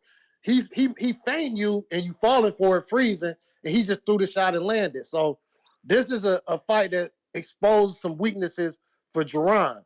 And I ain't saying he got exposed. I hate that word. It shined light on his inability to step over and cut off the ring on a fast-footed guy. And that'll be a problem against some better competition. And hey, look, man, y'all got the bag but over there. They brought in Michael Mickelson. They brought in Michael Mickelson.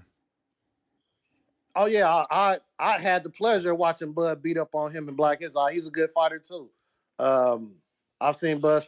Bud put that. Ain't it two of those? It's two of them, right? Two what? Mickelsons? Yes. I'm talking about the one that Virgil fought.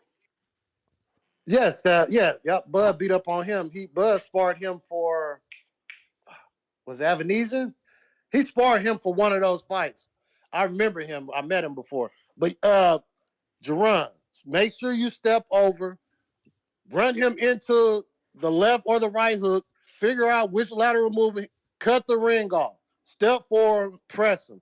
Because if this fight looked the same as the last one, there's going to be a lot of questions about can you beat like the Madrimovs and the guys who are really moving and really punching with power at the next weight class. You might need to undispute 47. And if you wanted that, why not fight Norman if you wanted to undispute 47? Boots, you looking suspect right now. Get it done. Yeah, I'm watching it again. I mean, he's doing everything right except throwing more jabs. You know. Yeah, the jab. He got it. The jab was sweet. He's got. I mean, he's jabbing. He's jabbing, but with a dude that's moving that much, you know, he's got to add more jabs because he's adding feints. But you know, he's doing foot feints. He's doubling up the jabs sometimes to cut the distance. Karen just has very good movement, man. He's just a move. He's a mover, man. It's gonna be interesting to see. IQ got to tell you what your IQ tell you. Run him into the shot, then, right? If you anticipate, and that's what Karen got smart. Round 5 and 6, you're gonna see it. Boots was trying to run him into the loop and left. Karen stepped into him and threw the straight shot and hit Boots. You're gonna be like, he ain't got no power. He didn't engage enough. But watching that fight again, it showed me the youth of Boots, like the inexperience of Boots. He got a lot of fights, but he ain't fought like a lot of guys. So it's gonna be interesting. That's why they ain't do that Norman fight. They ain't ready for that fight. They need to keep fighting and build up Boots and make more Norman, you know what I mean, grow too, I guess. But if he wanted to undisputed the division, he had a unification fight right there with a guy who had just won the belt and looked suspect the fight before that. So why did you let not me get make to that some Norman callers fight? because you know that was the bell. Brandon, what up?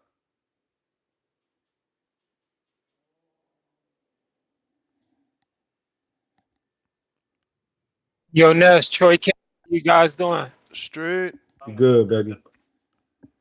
Salute to my brother Stonebone Boxing. Good brother right there. The caller before that was tripping, though. We live in a weird world where we live in a boxing time today where the guy who's sending out contracts to other fighters, he's sending out revised contracts to appease the other fighter.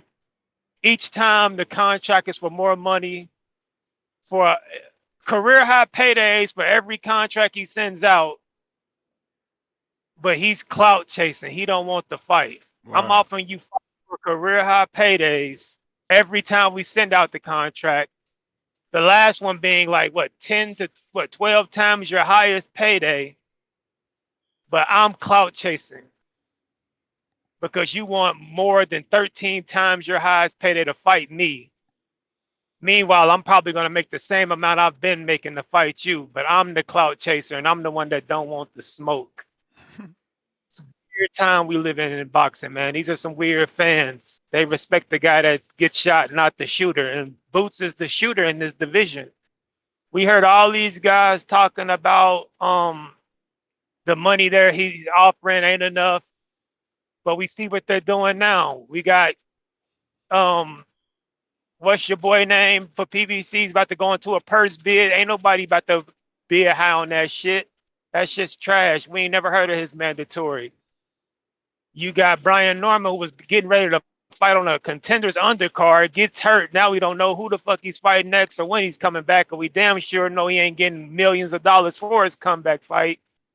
And you got Mario Barrios fighting like a French contender slash journeyman and Abel Ramos on Jake Paul's undercard. Now that is a good opportunity to fight on Jake Paul's undercard in front of a lot of people. So I can't knock him for that. But at the end of the day, we're not going to say Abel Ramos is better work and a better opportunity it is to unify with Boots. So, like I said, we live in a weird time where people expect the shooter to give these niggas 30 times their highest payday just to step in the ring with them because they really don't want that smoke. They want a retirement and pension plan if they're going to fight Boots Ennis, and that's just lame. These niggas don't want to get to work no more, Troy, man. It's weird. But as far as what I think is going to happen this Saturday, correct me if I'm wrong. Did I hear you say that Keshawn's fight is Friday and this fight is Saturday? Correct. That's awesome. That means we don't have to worry about cards and the matchups overlapping and us switching back and forth from the zone to ESPN Plus. I like that because I think both cards are solid cards from top to bottom with a few guys on each card that I want to see what they do and where they go from after this. But I expect Boots to make the proper adjustments. Like you said, he's got more film, he's more tape. I think he's got all the tools and assets to make the adjustments, and I expect him to You get may the feel like knockout. it's your time, I, but it's I not your think time. Bam I think Bam is in a tougher fight, or he'd get the win as well. Same with all the A sides on all the cards. That's the bell And player. I really good got some fight. other callers here. We got CYP. What up? Hey yo, what up? What up? Let me make this quick. Respect, love to the panel. What up? What up, Troy? What up? Hey, Stonebone. I go right to the source. I don't eat around the tush. You know what I'm saying? I like my nutrients right to me. Just because people say that that Bud's duck Boots, don't mean you gotta take shit personal with Boots. He didn't. Bud ain't duck no goddamn Boots. If Boots want to move up to 154 and get that smoke, go ahead. Bud is that guy. He's the king of boxing. Real talk. When it comes down to straight fighting, he that guy. Don't come here talking shit about no goddamn Boots. He look bad. He got this man, the man 12 old Karen. If you get 12 old in boxing, that's like getting 6 old in soccer. Okay? That's like getting 54 to nothing in football. You don't run back to your coach and your fans talking about I made them look bad. I called them. They're gonna say, but wasn't the score 6 nothing? Wasn't it 124 to what are you talking about? Like, no, I turned them. I made them look bad. Like, dude, do you know how easy it is to win a round in boxing? Now, I don't mean win. I mean win it in the judge's eyes. The judges rarely give out 12-0 performances to even the greats. They rarely do it. They always look for some reason to, oh, okay, that guy did good that round. Where everybody disagree, but they still gave it. Worry about what the fucking judges is talking about and not what you feel personally. If you think that Boots is looking bad or Boots ain't ready for Brian Norman, you just saying that because of Bud, man. Bud then moved on. Bud's on a whole nother stratosphere. Let Boots do his goddamn thing. I don't care that he signed with Eddie Hearn. I don't fuck with Eddie. Everybody know that. But that ain't got nothing to do with Boots' talent. I still got money in a betting pot, right? That I told y'all. Every time Boots fight, I'm putting $100 on that fight. I'm going to collect in 10 years. I'm about to get rich off this man like we didn't get rich off Floyd. Y'all need to pay attention. Motherfucking 12 OU do not get to talking about how you made him look bad. It makes you look bad. You look like a fucking retard. Cut that shit out. All Boots did was Karen did was what he had to do to get back in title contention. It really ain't got shit to do with Boots. Don't nobody want to see this shit, but he about to get his ass whooped again. I hope he don't get 12-0. I hope he gets stopped this time. So maybe then y'all can move on from this Karen shit. Because Karen is supposed to be the complainer. He ain't saying shit, and y'all the ones doing the complaining. If you know anything about pop culture, you know exactly what I just said, and you can figure it out. CYP, TBX. Let's go. I'm going. Alrighty then. Does anybody have anything to say about what I said What did you say? about Boots? That can you His repeat? skill, he's not a good fighter coming forward. That's why Karen is anybody who's boxing and moving like how Jermaine Ortiz made Tiafimo look is just a thing. Like these guys, like certain type of athletic fighters do better when you come at them so they could step back and counter and think. That's the easier fight. When you got to go to somebody and slip coming forward and punch because they all over the place, that's is not as easy as it seems. And those things need to be practiced. Alrighty then. We going out to Big Gucci.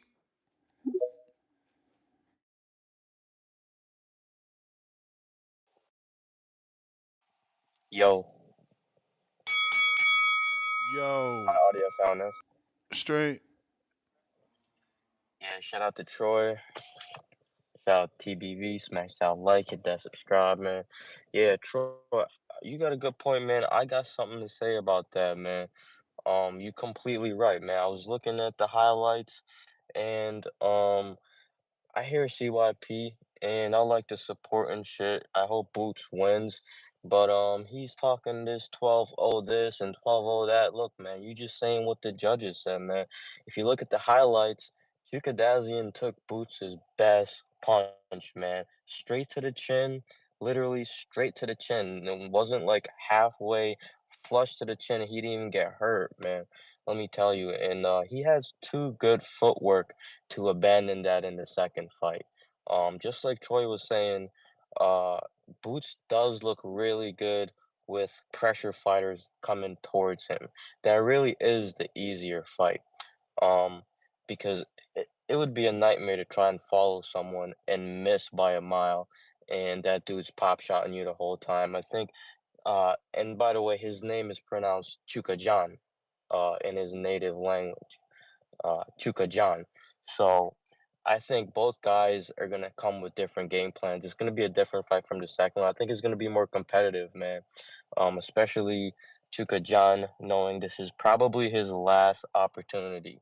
Like if he doesn't get this belt, he's gonna be bumped way in the back of the line, man. So, I think it's gonna be a lot closer fight than people think, and I do not think Boots is gonna knock him out, to be honest, because from what I've seen, Chuka John still had a lot of energy in the 12th round, took Boots' best punches, and he's gonna make adjustments this fight, man. But like I said, I hope Boots wins. It's gonna be better for boxing. But yeah, man, that's my call, and that's thanks for taking my call. Bro, I'm in the 5th round. This dude is just, he is like fucking doing laps. It's Man, listen, NASCAR. he remind me of Floyd in the second Maidana fight. Like he was just on Shit. his toes, and I'm like, how is this old man just moving like this? Like has good coordination, bro. He be slipping and moving and turning and pivoting and then getting on Oh, his toes. So he shit. doing mad. And you know what?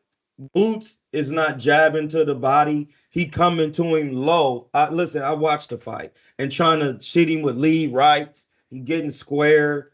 Like when people doing a lot of moving like that, you have to turn into Andre Ward. You have to get straight up and down with him and stitch hard sticks to the chest and really put the pressure on him. Start cutting them off. Like you got to make it ugly. If you really You want to may feel stop like him, it's your you got to time, be in shape. Make it ugly. but it's not your time.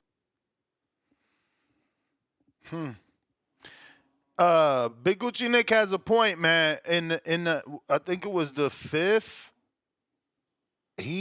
or the 4th, bro. He landed an uppercut on Chugadazi, and then he took Chukajan. he took I that. say Chuhak Zion because that's how you say it in African, but Look, he just hit him with another one. He damn sure got a chin on him. They ain't gonna hurt him. Venom, what up?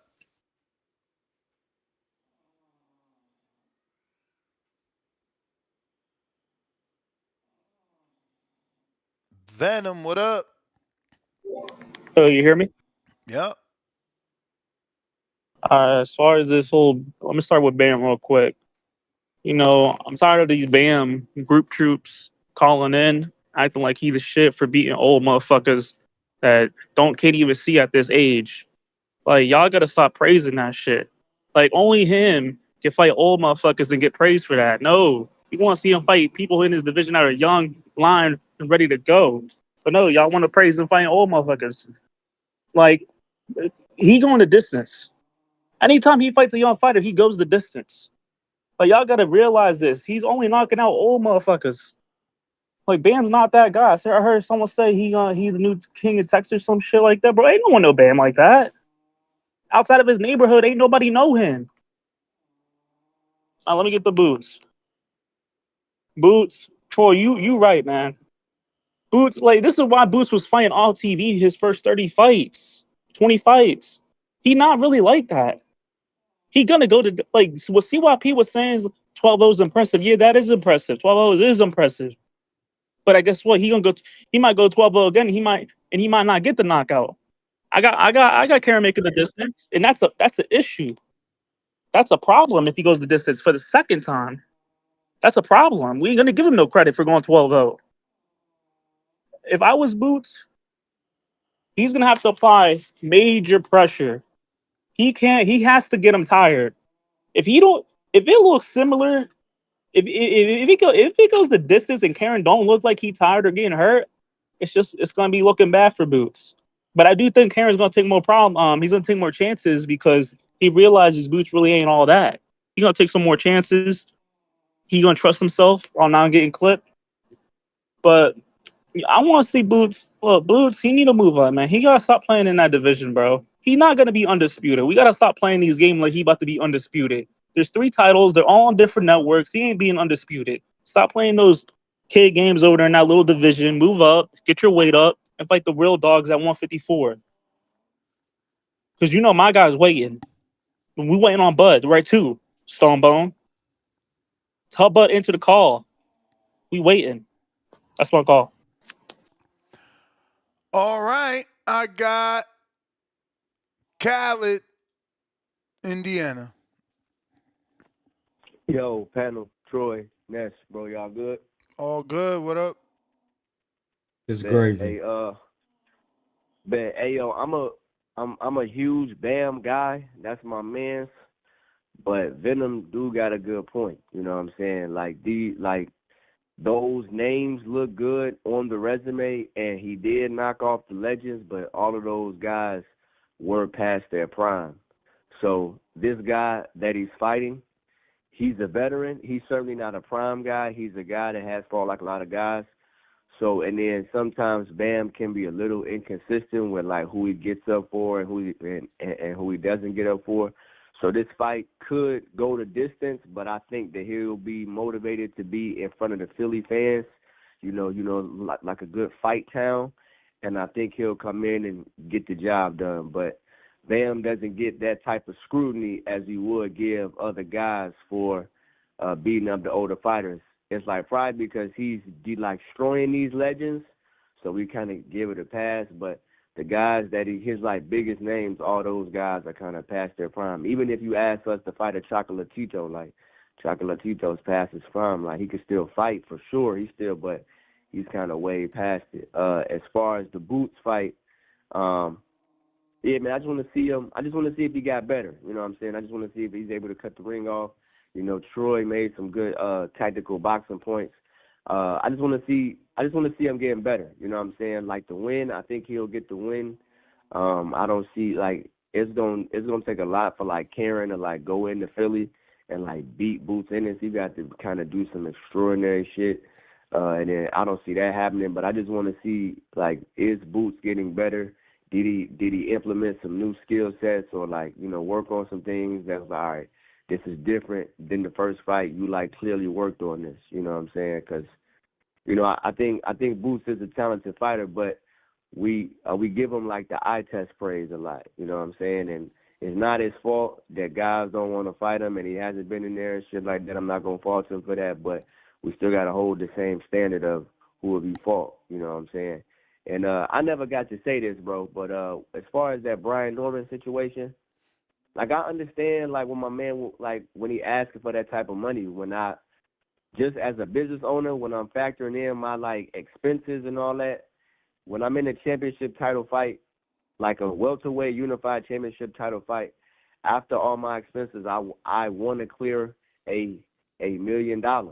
Fuck all what my purse bid is and all that, and it's the highest I've ever been paid. Nah, like after expenses, after costs, as the fighter, I should want to clear like $1 million.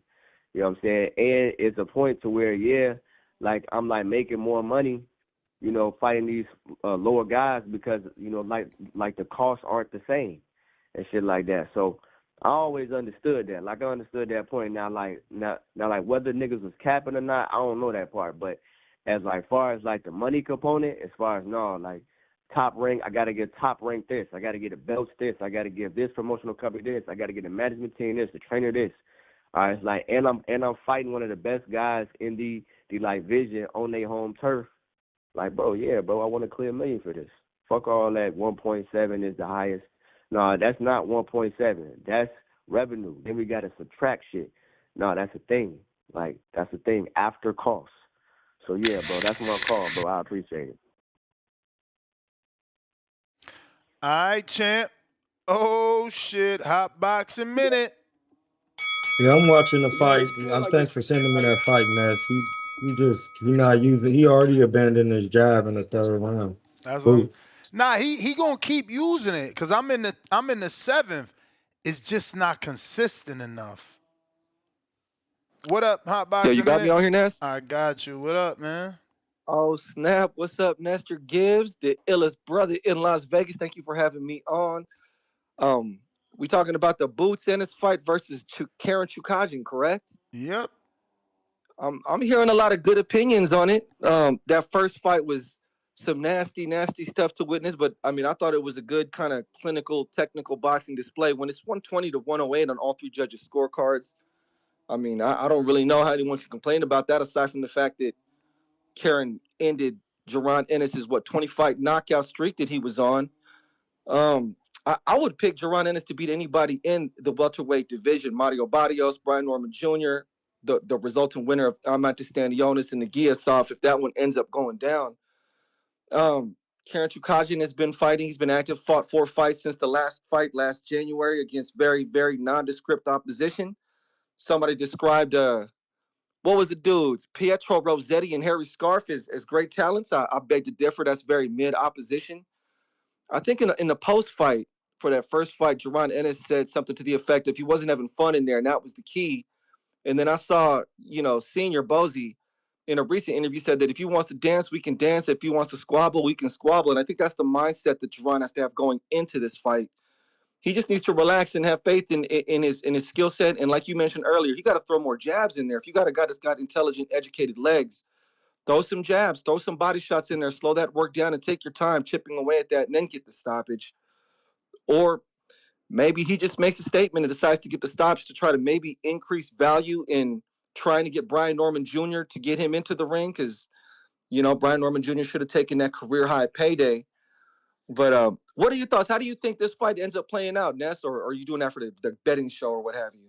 Nah, I think he does get the stoppage. I think there's tape now, right? Like, you didn't know what to expect from Karen, but now he's been in there with Karen, so they know what not to do. I mean, look, I'm in the 8th round. He just landed 2 huge right hands. He just wanted to get him out of there. There was a lot of hometown pressure too, but I don't think he makes the same mistakes twice.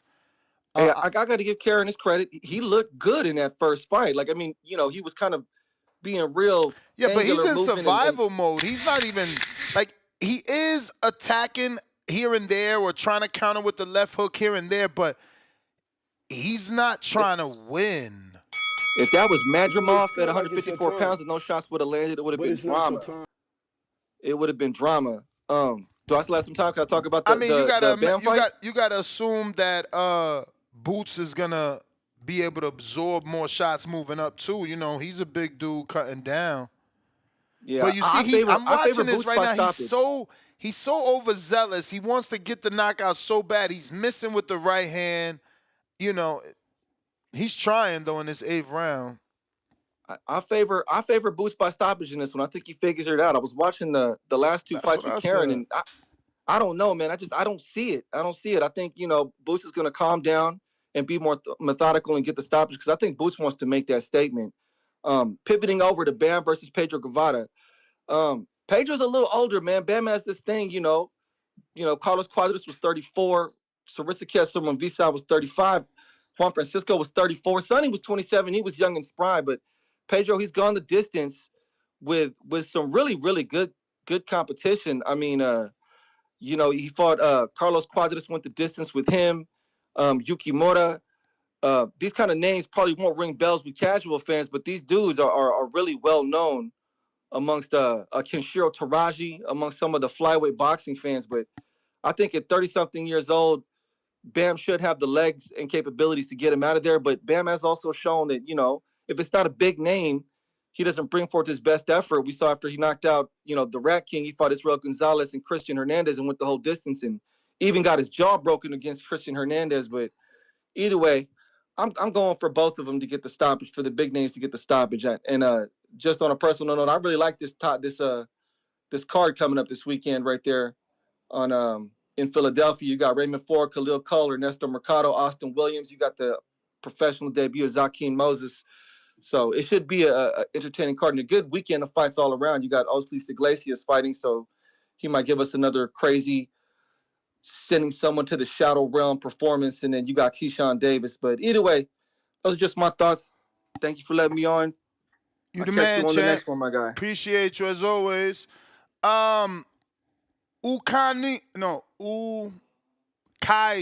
Ukainu, the GOAT. Don't forget you gotta send me your mailing address and full name to mail out this hoodie that you won. Speaking of winning, we gotta do this spinning of the wheel for the WBC hand towel we about to give out to a lucky TBV guy. Oh shit, Bop Wick. You won. Contact me. I need your name and mail-in address. If you don't send me that, I cannot help you. I cannot ship it. I can only ship it once you send me what I need. So that was for the WBC towel. And that is Bop Wick. Salute. We I got think Bam Regis should keep fighting them old guys because that's like old champions and stuff like that. Because when you, I don't know how old, that is the way. That is the way. Everybody does that. That is the way. yeah, and I don't know what these people talking about, but like, cause you could fight a young guy, but the old guy with the experience is gonna teach you something. You got mad experience. He's gonna teach you I mean, things that young is fighters can't Sonny teach you. old That though? Is Sonny old? I thought Sonny was I don't young. know how old he is, but they acting like he only fight old niggas. But I don't know. I thought Sonny Edwards was pretty young. He act young. He wanted to date Clarissa. Peace um, and love, G-Von.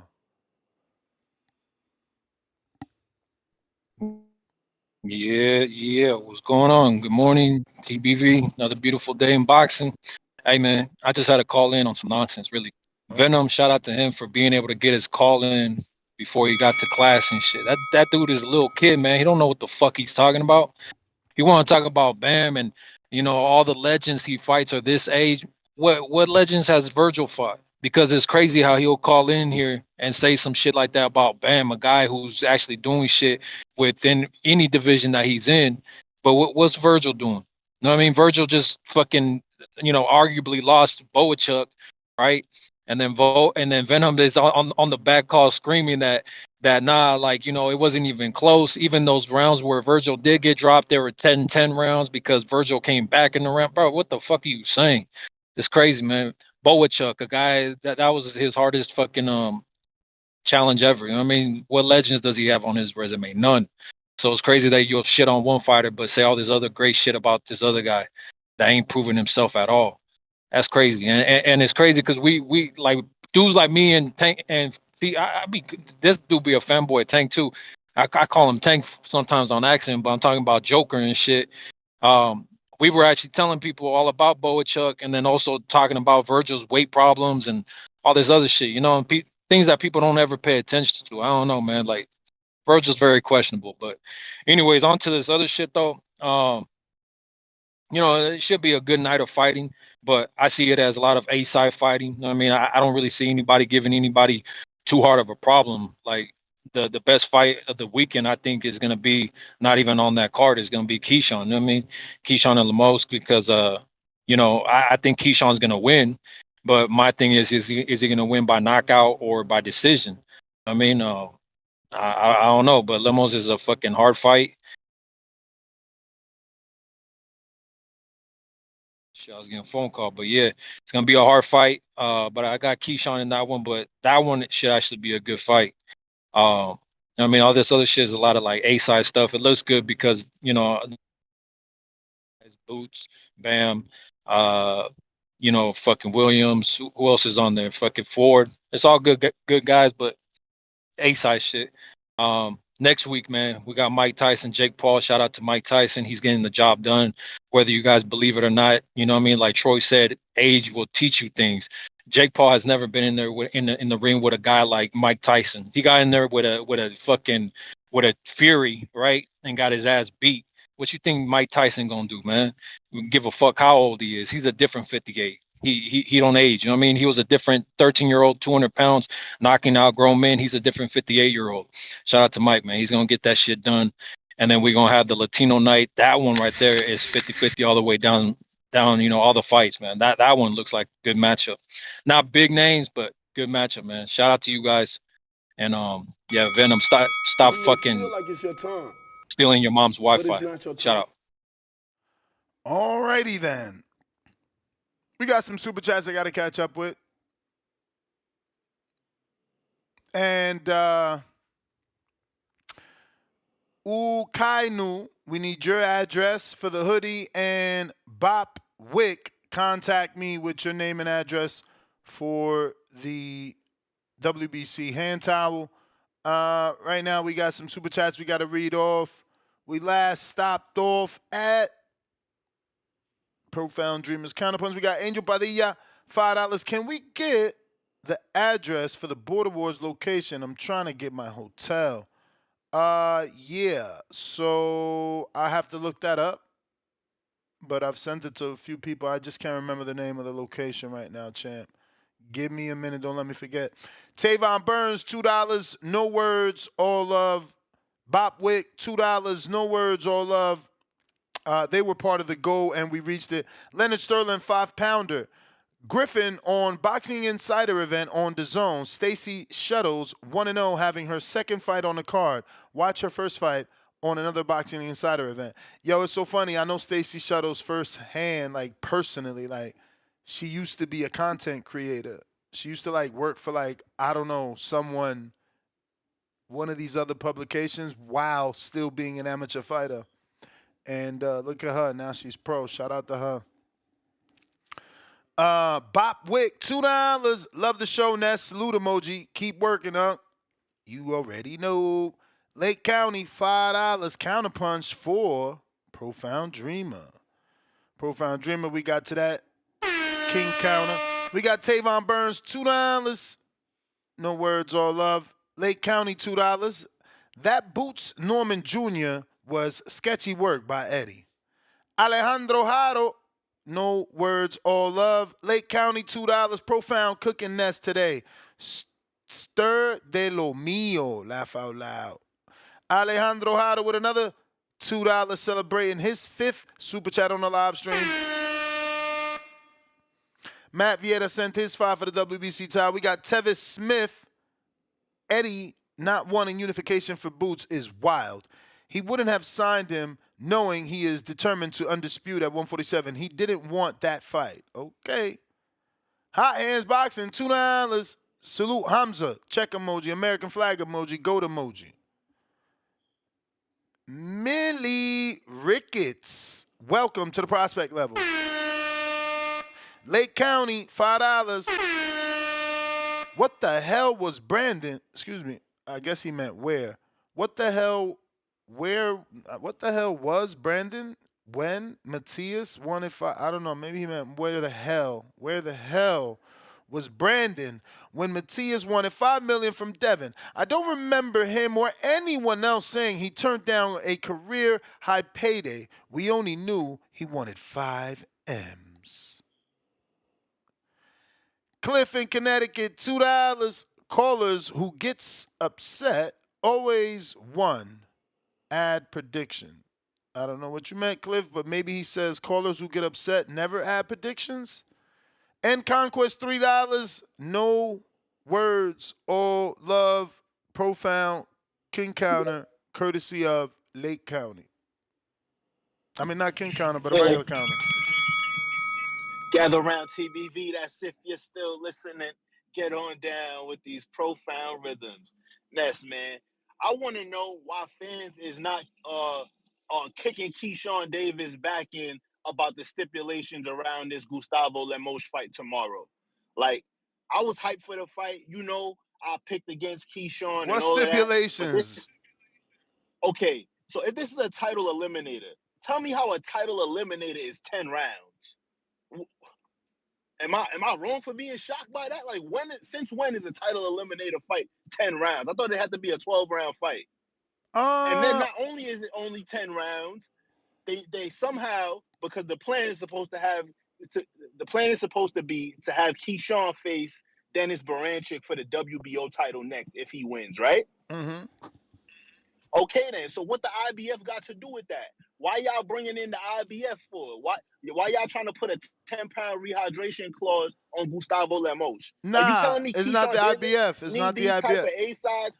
It's It not is the a no. Top no. Rank put You out an didn't, article yesterday that said bro. it is a IBF eliminator. Virginia Commission is doing that to all the fighters. I seen a report from I think Jake Donovan of Ring TV that said Virginia has a weird rule and all the fighters in Virginia have a 10-pound rehydration.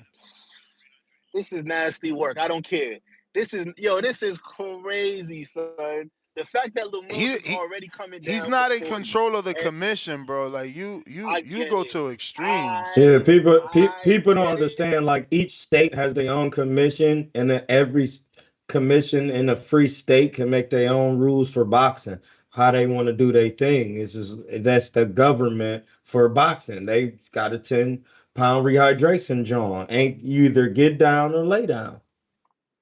Right, and like I'm gonna say, Keyshawn, I'm putting it on you. I'm sorry. You the star, you the headliner, you the A side. I'm putting it on you. You already this early in your career need to play all these type of shenanigans to win a fight. But y'all still ain't explaining to me how it's okay for this fight to be a 10-round title eliminator. Because 10-round Hello? fights are still considered contenders. You're still considered a contender. You're out of the prospect level. I'm trying to look for that tweet because you know. Right, that's my only thing. To me, if Top Rank got to play all these games to It get can it, to it do could be this, a 10-round fight if it's not a championship fight. There's no regional belt or title on the line, is it? all I'm saying is Keyshawn ain't my friend, so I'm not sure doing him any No, favors I'm just or sure asking a him any question. good. Is it a Oh, belt or a You regional may feel title on like the it's your line? time, well, but it's it's supposed not to your be time. an eliminator, so I don't know if it's a Okay, well, regional yeah, belt it's on the 10 line, rounds but then. It's no title, no regional, no nothing on the line. And a 10-round fight is still contending for a championship. You're considered a contender. So, yeah, if there's was no regional title or nothing, and it's just a And title eliminator, they're going to give him a 10-rounder. I haven't even found nothing that's on a crazy. Google search on that. So yeah. Top Rank put out an article yesterday, an article explaining that it was IBF. It was going to be sanctioned by the IBF, and that it was also going to be Yeah, sanctioned no, by the WBO. I seen the reporter that's really cool with Gustavo's report on that. But I'm telling you, there's another reporter that's reporting that it is the commission that Right. every fighter has a 10-pound rehydration clause. All right, that's cool. But like I said, man, I don't like it, man. But it is what it is. Like you said, it's the commission, so they get to hide behind the commission. But we all seen how things play out in boxing. But it is what it is. I'm still rolling with Lemos to get the win, because I just don't think Keyshawn got that dog in him. But I'm gonna move on for now. Let somebody else get on the line. What up? What up? What up, Marco? What's the deals? Marky. Another day, another podcast, player. Hey, listen, I was telling somebody about your one-liners yesterday. No, it was actually a lady friend. I was telling her about my man Mark. I said, listen, you got to have a cold-ass white boy on the squad. Like, his one-liners are really funny. They're really like Ness was saying. They're like Batman comical. Like that shit. Like I used to watch that back in the day. Pow! Like Zing. zing. See, he get it because this.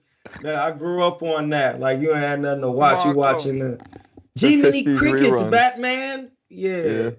Yeah. Marco, That shit is classic. did you watch the highlights of Chukadazian and Ennis? Wait. What you mean? The first Boots fight. fought? Boots fought? The first time he fought him. Oh, yeah. Yeah. I was like, he fought again?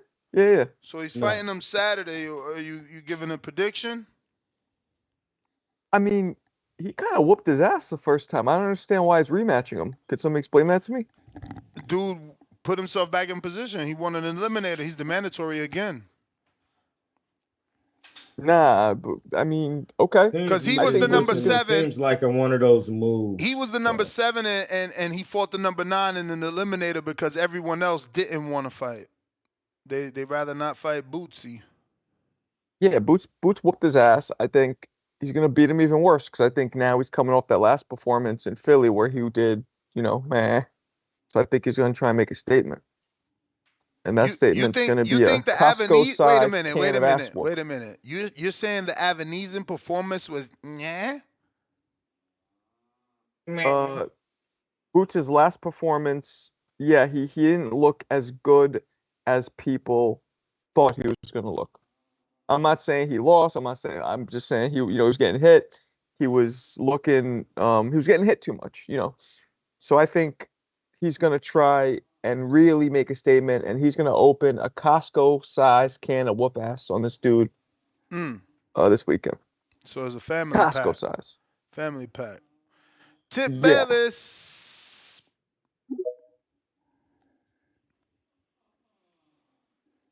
Yo, Yo. what up, guys? What up, Marcos? What up, Troy? Ali Boombaye? You know what I'm saying? Shout out to you.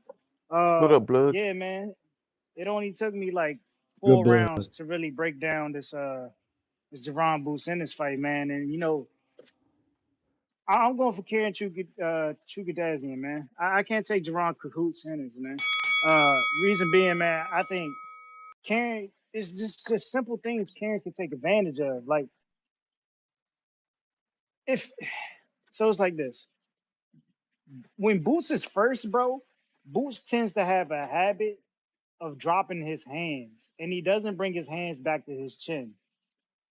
If Chukadazian has worked on this in camp, where he allows Boots to be first, and then punch in combination coming back, which he was able to do in the first fight at times, oh yeah, he's gonna beat Jerron Boots Ennis, man.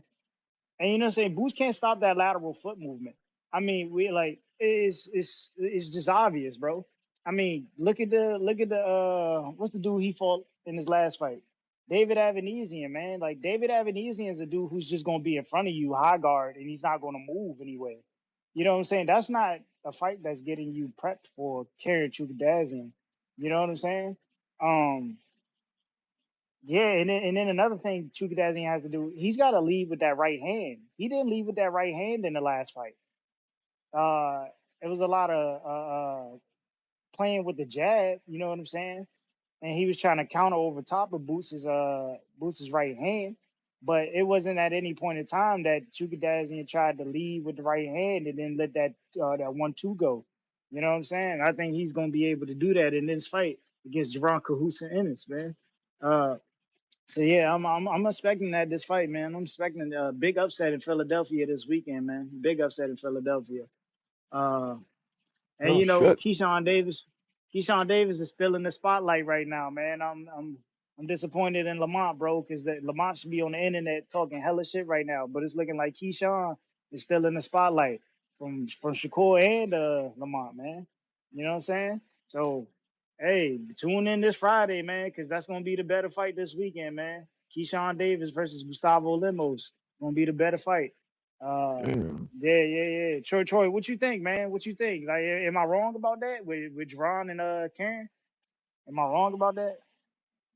And You're Karen's not approach to the fight? wrong. You're not wrong because like it's just the way you train is why you're gonna fight.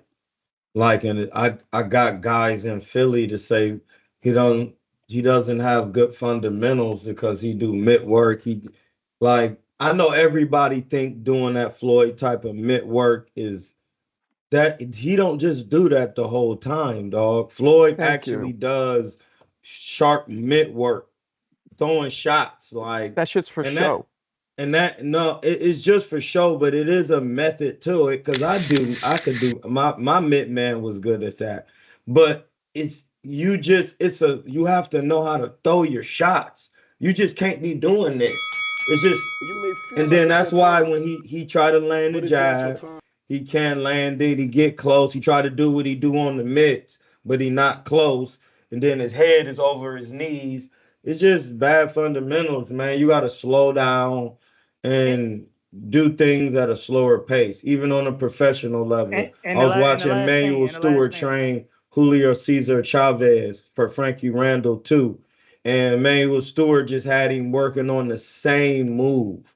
Roll 2-3, roll under 2-3. You know what I'm saying? And, Catch a and the shot, last thing, 2-3-3-2. Karen Like it's Randall should have beat simple. him Karen that can't fight, but they robbed him. Karen can't take himself out of position. If you look at the fight, Karen was taking that Factuals. step, that half step back too far, bro. He was taking it back. He was going back too Hey, far. who is this? He was Tip putting himself Bayless? out of position. Yeah. Yeah, you talking Main all this event. boxing shit. Where is your scraps at? Is you trying to get What this you work? You know a lot what about you mean, boxing, man? I see. Are you getting Yo, work bro, though? You know what? I'm My about to fly. bad, my I'm bad, about my to fly. I'm bad, about to Ness. fly out My Vegas. I'm bad. about to fly It's out not a Vegas border this war weekend to show. come My spar with bad. Ness. Main event Nah, tip. I'm about to fly out Vegas this weekend to come spar with Ness and them. You gonna spar with Ness? Okay. He's Get him. stunting. All right. He's stunting. Yo, you gonna Hey, spar with man, Ness, Tip? I I got get free somebody flights for out you. Vegas, man. Just let me know, man. I got Tip, I want somebody you. I for want you you. to record it, and I want you to hit him right in his Dominican breadbasket, hard. I just went back to the gym Monday, man. We getting ready, you know what I'm saying? Whoop ass come next year, man. You know what I'm saying? Get him So tired, have and then home shoot one have right in his homeboy solar be ready. plexus. Have homeboy be ready. That's all I'm gonna say. Have homeboy be ready because I'm on his ass. It's gonna look bad. It's gonna look bad. Damn, Tip's talking shiznit. Alrighty then. Alrighty. I'm telling We you, movers is the hardest to stop. Bam Rodriguez will be all right. He's trained by Robert Garcia. There's nothing to worry about. Just be patient. Bam kind of remind me of Chocolatito in his prime a little bit. Style, the way he fights. No, he went more slicker. I He moved his got head and bent his knees. I got J Mac. J Mac. I want to hear Jay Swift come back.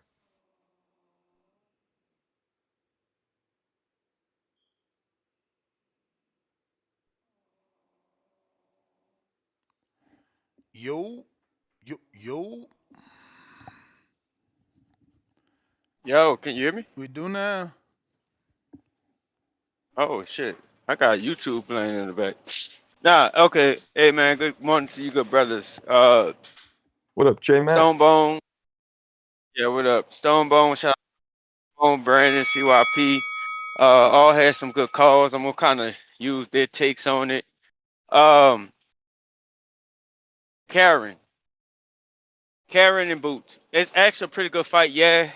Boots did 12-0 Karen. But if you're looking for Boots, and the critique on Boots has been him fighting the topper guys and see what he top guys and see what he do against them. I did see some things to take away some things from that fight. Stoneball made a good point to say if Karen had more power, it could have been a lot more challenging than Boots when Boots struggled to cut the ring off. Troy made a good point of saying you got to skip to fighters as well too, but also throw your jab. But it's not about how you just throwing your jab; it's about the timing, the height change, the feint, the deception of your jab. Boots is very speedy. He got quick feet, quick hands. But I always been critical of him. I say he's just like a athletic rhythm guy to me.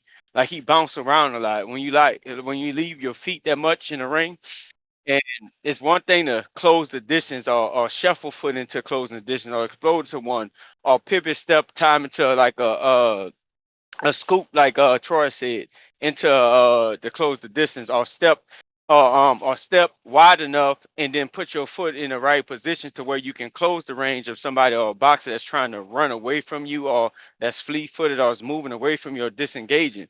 Boots needs to spend more time on that. In this fight, we'll get to see if Karen is going to either change his game plan up and close some of them counter punch options he missed from that first fight, and we're gonna see what Boots worked on. If Karen changed anything different, he has the strong possibility of being stopped, especially if he's standing too long in front of Boots.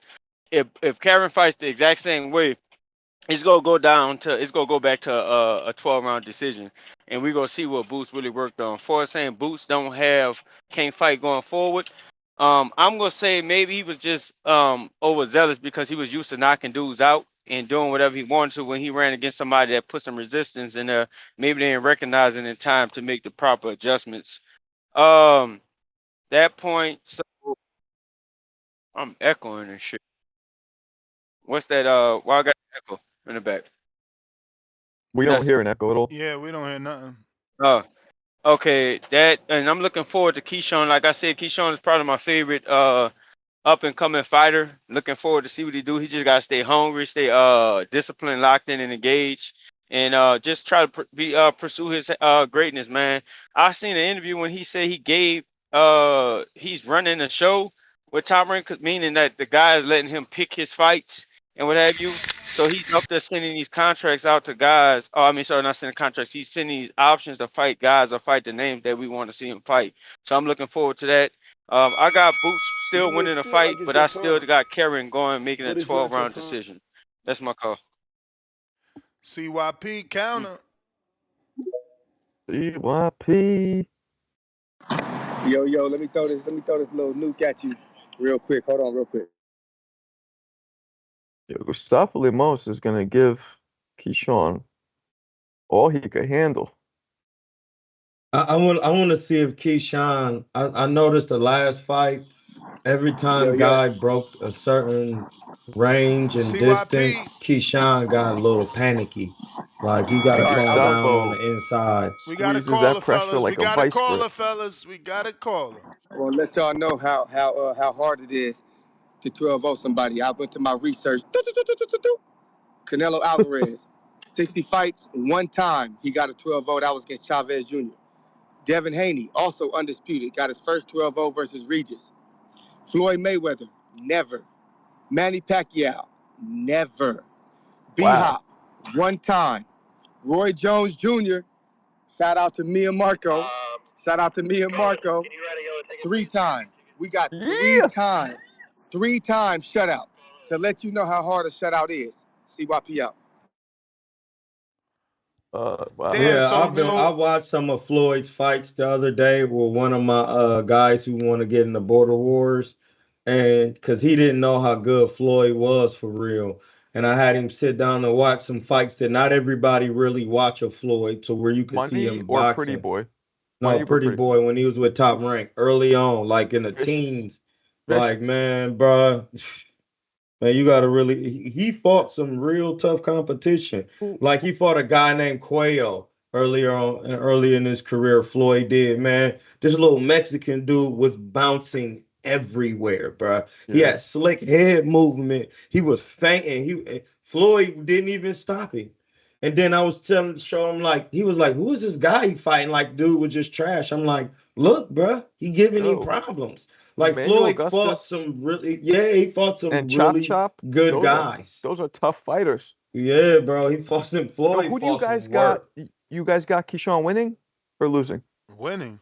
I don't. I got him winning in a tough fight, but he needs to be more comfortable on the inside and Man, relax. he gonna win that fight. This guy's. I didn't realize Gustavo's so short, so I think that's going to give Keyshawn an advantage. Use the jab. Just turn him with the jab. Check hook. Turn him with the jab. Check hook. Check up. I got a You couple know, super keep winning that. chats. Demo says Venom, you sound dumb as F. You trying to bet on Bam fight? Back with another dollar says, we know him in Houston and this ain't his hometown. Back with another dollar and says, Bam been all through Texas circuit. He been known. Back with another dollar and says, young guys need to put themselves in position. Back with another dollar and says, we rocking him for fighting top of the ranks. Okay, we rocking. I guess he meant to put we rocking with him for fighting the top of the ranks. Hand on face emoji. I don't know why that is a hand on face emoji though. You may feel like it's your time, but it's not your time. And we got Spider Rico. Puerto Rico. Oh, Esteban with love. Spider Rico. Rising, guy. What up? What's cracking? Can you hear me clear? Yep. Clean. What's up? What's up, Anglo Marco? What up, Rico? Good to hear you. Yeah, it's good to hear you Word today. up. Everybody, it's Esteban from Oregon with love. Y'all know me. Y'all know me. Y'all see me fight. Y'all see me. Y'all see me. Y'all heard me. Cry.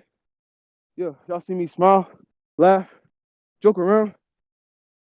I just got done training. You know, every morning, Allah is with those who are constant. That's what's on my mind today. You know, wherever you see consistency, that's God. And you know, Nestor, TBV, y'all been here for me consistently, and I'm with y'all too. Every single time I call in, I promise you, I'm training. I don't call in unless I'm training. I'm outside today. We outside today. You know, and I really turning into a man on y'all. And people scared of me. When I walk across the street, when I walk past people, they roll up their window, they lock their doors. I promise you. They scared of we and me. Yeah. I'm big tough, too strong. God muscles, got it off the hustle, made from the struggle. Everything I got costs a lot. Everything I got costs a lot. Had to fight for it. I pray for we and me. That Allah guide us the ways of peace and safety. The straight way, never to go astray. Somebody tell little baby that I'm coming for you. You're going to have to get back in the ring with me. All these other people. Okay, and if I can't have a little baby, I want somebody else black. I want another black fighter. They don't want to hear that. I want another black fighter just as black as he was. I'm going to make an example out of him. That's how I feel. That's my organ with love. I'm gone. Troy got a That couple was fighters we trying to match, man. So if you want the why they smoke, gotta we why could they get gotta you the be super smoke. black. Yeah, I got a guy, he's like very adamant. He be watching the show every day. He's trying to get to work. I can't even, it's nothing I can do. He was like, I was about to he renting a car, trying to drive. Like, they are thirsty. Let's All get I could do it. is just train them, bro. That's all I'm doing. I'm getting them together. So they working. So Let's they get working. They be it. putting in miles. I had to switch up some of their thought processes though, because they just be putting a lot out off rip. Like you'll be in shape, but you have to do more boxing than all this other shit.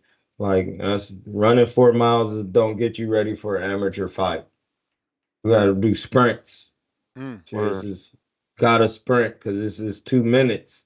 It's a quick burst. You're not Crazy. doing an 8, 10 rounder. That's when because we gotta think you running all those miles. That's slow twitch. I could have That's sworn for my endurance. fights were 3 minutes in the amateurs back in the You 90s. may feel like It it's your depends on how time, many amateurs you got. but it's They not Yeah, I they your was doing time. moving, open. but That's right. That's right. yeah, open is 3. So you just gotta realize what you're doing. You can go to a track and run. If you can run like I want to say, what is it, a 600 in 2 minutes on the track, then that would be equivalent to like sprinting it. You got to do it in 2 minutes. That's 1.5 laps a lap, if I'm not mistaken. If you could do that, then you're in a hard out sprint, like and get it done in 2 minutes. And then if you're in a pro game or I mean an amateur, they say do an 800 in 3 minutes. If you could do that, then that's like the equivalent of how you feel in a run round 3 minute fight. So just think about that. Those are better sports specific ideologies on running and getting ready for a fight. So those are some of the things I have to draw back and say, no, running is okay, sir, but run this way. Do Yeah. you ever light spar with your guys, or you can't get touched in the eye at all? No, I don't get touched, but I do listen. I'm glad you said that. It's these gloves that they had on Amazon where it's a mitt, it's a glove, but the mitt is inside the glove, the little Yeah, yeah, I heard pad. of those. Yeah, so you could Yeah, throw punches and catch them. yeah, that's what I'm gonna be doing because the pretty much one of the main problems from training people is people don't understand you if you never got hit, you're gonna do things that are untrained. And if Like you're not worried about getting hit too. yes, that is Yeah. like the next step. Because the guy who wants to fight, he be thinking about getting hit. And I'll be That trying to changes teach him, and everything. then he automatically we be on the mitts, and I'll be about to hit him on doing something, and he be already anticipating free, and I'll be like, bro, what the fuck? Yep. And he young, and he damn near like A- could be my son, so I'll be like, what the fuck? And And then then that's why I had to sit him down. My bad, Mark. I had to just all sit good. him down and show him a Floyd fight where Floyd literally was just in the pocket and dude was just ramming body shots and Floyd was just standing there literally like Right. this. And another thing too, which adds another level, is being in front of people as opposed to just sparring in a gym.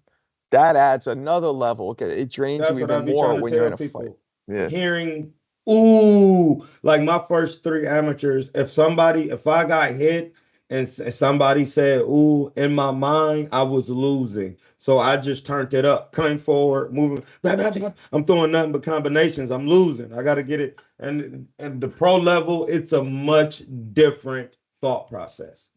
It's a Yeah. much slower thought. You could get hit bang with a good shot and everybody could be oohing. All you got to do is chill and weather the storm because that's one shot in those 3 minutes.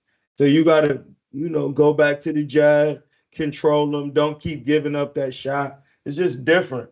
But trying to put that concept in the amateur fight is hard because they be in there chunking them. So you got to kind of, And Border you know, Wars is maybe even a little bigger stage for most people because no now facts, and that's you what they got the need to thousands see. of people watching, and then you got the Yeah, that's replays. what they need that. Yeah. See, if So that's your first fight, everything after that is gonna be like, and I'm like, bro, this ain't the board. That's what I'm telling them, like, hey, yeah, it's listen, true. this ain't the regular amateur John. This is a big show. It's worldwide. It's gonna be a lot of people there. Like, I don't care if you come out there and I just don't want you to freeze up and I want you to listen. If you because there's gonna be more border wars because we're gonna use Nest to move you as an amateur. So it's like, and do other shows and be coming back to border wars. So it's just like, but you gotta just be willing to listen. Not everybody gonna win in border wars. There's gonna be a winner and a loser. But even the winners got to take what they didn't do and go to the next. That'd be my thing. So that's all. Let's get to some of these callers. Who that That'd be crazy TV? if $2.79 Canadian. He says, need Border Wars poster with Cliff and Wiz, CYP and Keem.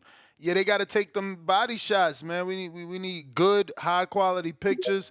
Hawk, Maryland. What up? what up, Hulk? Yo, Ned. Yo. Hey, too much. What we got? Marco and Troy. What up, man?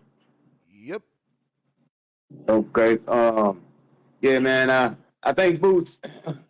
I think Boots is a job special fighter, man. I think he's gonna figure that out and come back and do his thing in this fight. I don't know about knocking the guy out. The guy seems to be pretty good at moving around and surviving. So I do believe Boots um, will win the fight more Yeah, he's impressively definitely a than before. No, survivor. he is a survivor, bro. I don't know about knocking this guy out. He's a professional survivor. So yeah, I won't get too mad at Boots if he don't take him out, but I think he can do better um, than he did the last time, as long as he improve on that movement. Uh, but I like Keshawn in his fight. And I want Keyshawn's real good. Like I said, he need to be in the oven just a tad bit longer because he gets frustrated on the inside, and he gets frustrated at about the eighth, ninth, 10th round if he haven't gotten somebody out of there. I hope he just don't get himself frustrated, stay calm, and he'll do his thing tomorrow too. And of course, I got Mike Tyson knocking Jake Paul completely the freak out either with a body shot or a headshot. Either way, anywhere it comes, Mike gonna get him. And on to Tyson Fury and Usyk. Usyk's knocking Tyson Fury out this time. He going to sleep. But yeah. So I covered all them bases. That's about it. TBV, you're number one. Take it easy, Ness. All Nah, he right, ain't champ. knocking out no Fury. Fuck out of here. Listen, if Boots really want to stop dude, all he got to do is control the middle and make dude come to him. Because all dude gonna do is be hopping around side to side and going around him. And all he got to do is stand in the middle, and every time he come to him, stick him with the jab. And then dude to get desperate and be trying to get inside, and so he'll start running into the shots. It's not that hard, dog. You don't have to go forward. If he moving, you just stand in the middle and hold your ground and be kicking your jab, touching his glove, and then you make him come forward. You don't go when he bounce around on the outside, you just stand in the middle. And then he gonna have to come to you. You boots. He gotta come to you. He gotta beat the champ. So when he come forward, you start running him into left, rights to lefts to the body, and then jabs and check hooks. Because evidently he going backwards. He can't fight coming forward. So you make him come forward as you being the longer pause, the taller man. Make him try to get through that long, stiff jab. But you got to stop bringing your jab from right here with the elbow first. That telegraphed it. You got to move it from right here and then get stiff with it. Bang and stick it. You know what I mean? That last comment, Usyk is not knocking out Fury. That's fucking not happening. No way. I got He can't happen. JT on the line. What's up, JT?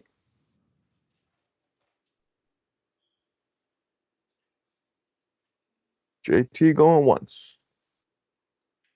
Got on mute, my G. Yo, Yo. What up? yeah, I ain't know I was on the line. My bad. What's the show on? I just hopped on. Jaron, Ennis, and Bam Rodriguez previews and predictions.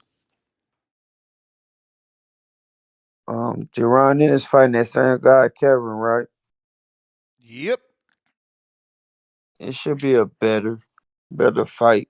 You might stop him this time. I went back and watched that fight. We criticized Boots a lot on cutting the ring. But he did dominate that fight. Besides that little small error, and he probably made better adjustments because I know his dad was telling him to step over and cut the ring off because I know Bose Ennis was is an excellent trainer, and I know he's probably taught his boys fighters how to do that. So I see Boots dominating Karen again, but also you could look from Karen's side, and they probably thought they saw success when how Boots was jumping in and getting caught sometimes. So I see it from both sides, but I'm definitely favoring Jaron Boots Ennis to win this fight. Probably like stop him because he was dominating the dude. Because in the beginning, Karen was trying to counter Boots, but Boots was just catching him. So that's why Karen started retreating like he was in the fight. I would call it like playing like posting up, like he about to fight Boots and then move. But I think both teams got a better adjustments this time. But I'm still favoring Boots Ennis. I don't know too much about Bam Rodriguez. That's the guy named Bam what?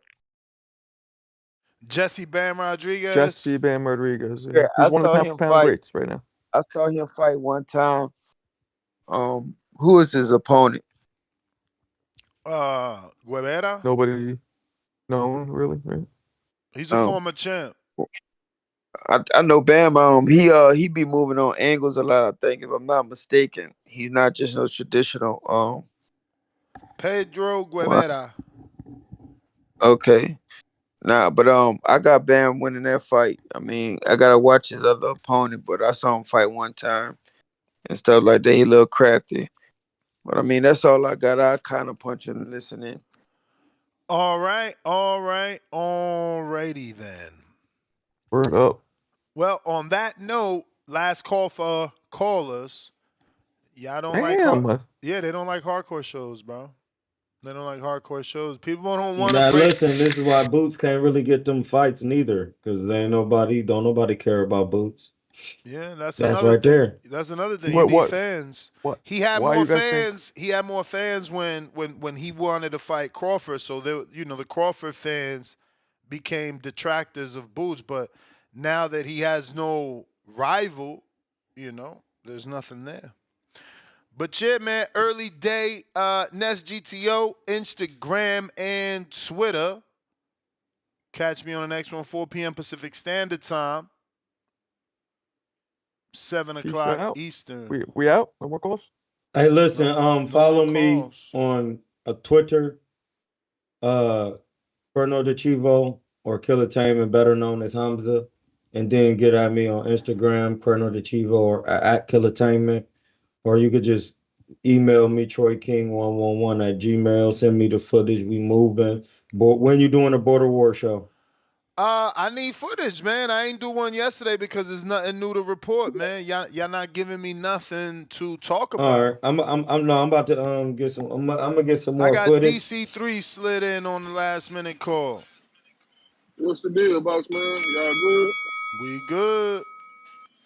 Y'all don't. How y'all doing, fellas? How y'all doing? Y'all Chilling. don't think that yeah, y'all don't think that you know, Matchroom could have did a better job of promoting this fight? Cause it's like, you know, I know Keshawn fighting this weekend, Hell but no. How you gonna do a better you know, job promoting a dude that lost every round? Like you can't but make Ness, this. You it's can't Ness, sell this but as a better fight to the people. They ain't gonna buy no, it. I mean, but Ness, if you're not a fan of, we always speak about growing the sport, and it's like you're not a That's why they fan, you put wouldn't Bam know. on it. That's how they trying to sell it by I putting know. Bam on it. Yeah, you're right, Ness, but I get it. This to the hardcore. How we gonna grow the sport if you're not going out your way to? If you're not a boxing fan, you don't know this even going on. You only know that Keyshawn fighting. You know what Yeah, I'm I saying? disagree. I think they've done a lot of promotion for this shit, Nah, trying to I sell don't, these I guys as don't, kings and pound for pound I fighters. don't, I don't think so, Ness. Because look how quick the show ended, Ness. You know what I'm saying? That's Like just lack of it's no, fans. Lack of fans. I nah, mean, it's you no, know, if it ain't it's Tank or no. Canelo, people don't want to talk boxing. This shit is weird. I mean, the Keyshawn show lasted longer than this, Ness. You know what I'm Yeah, saying? because it Like got mixed in with Jake Paul. Don't forget that. you right, but I'm saying this like they could have did a better job. Like this guy Boots, like he's somewhat of he's a star. You know what I'm saying? Like he could have got promoted better than this. Like I get it, it's the second time fighting him, but it should have got Keyshawn is this Keyshawn weekend basically, and he got 20 less fights. You know what I'm I saying? mean, according to Tank, you fighting on a Friday, so it ain't your weekend. I mean, I don't care about that stuff, man. It's like that don't. This guy, he building himself. We get it. Like we don't care about that stuff. But I just look at it like they could have promoted the fight better, man. If you like this, you really it's no anticipation about it.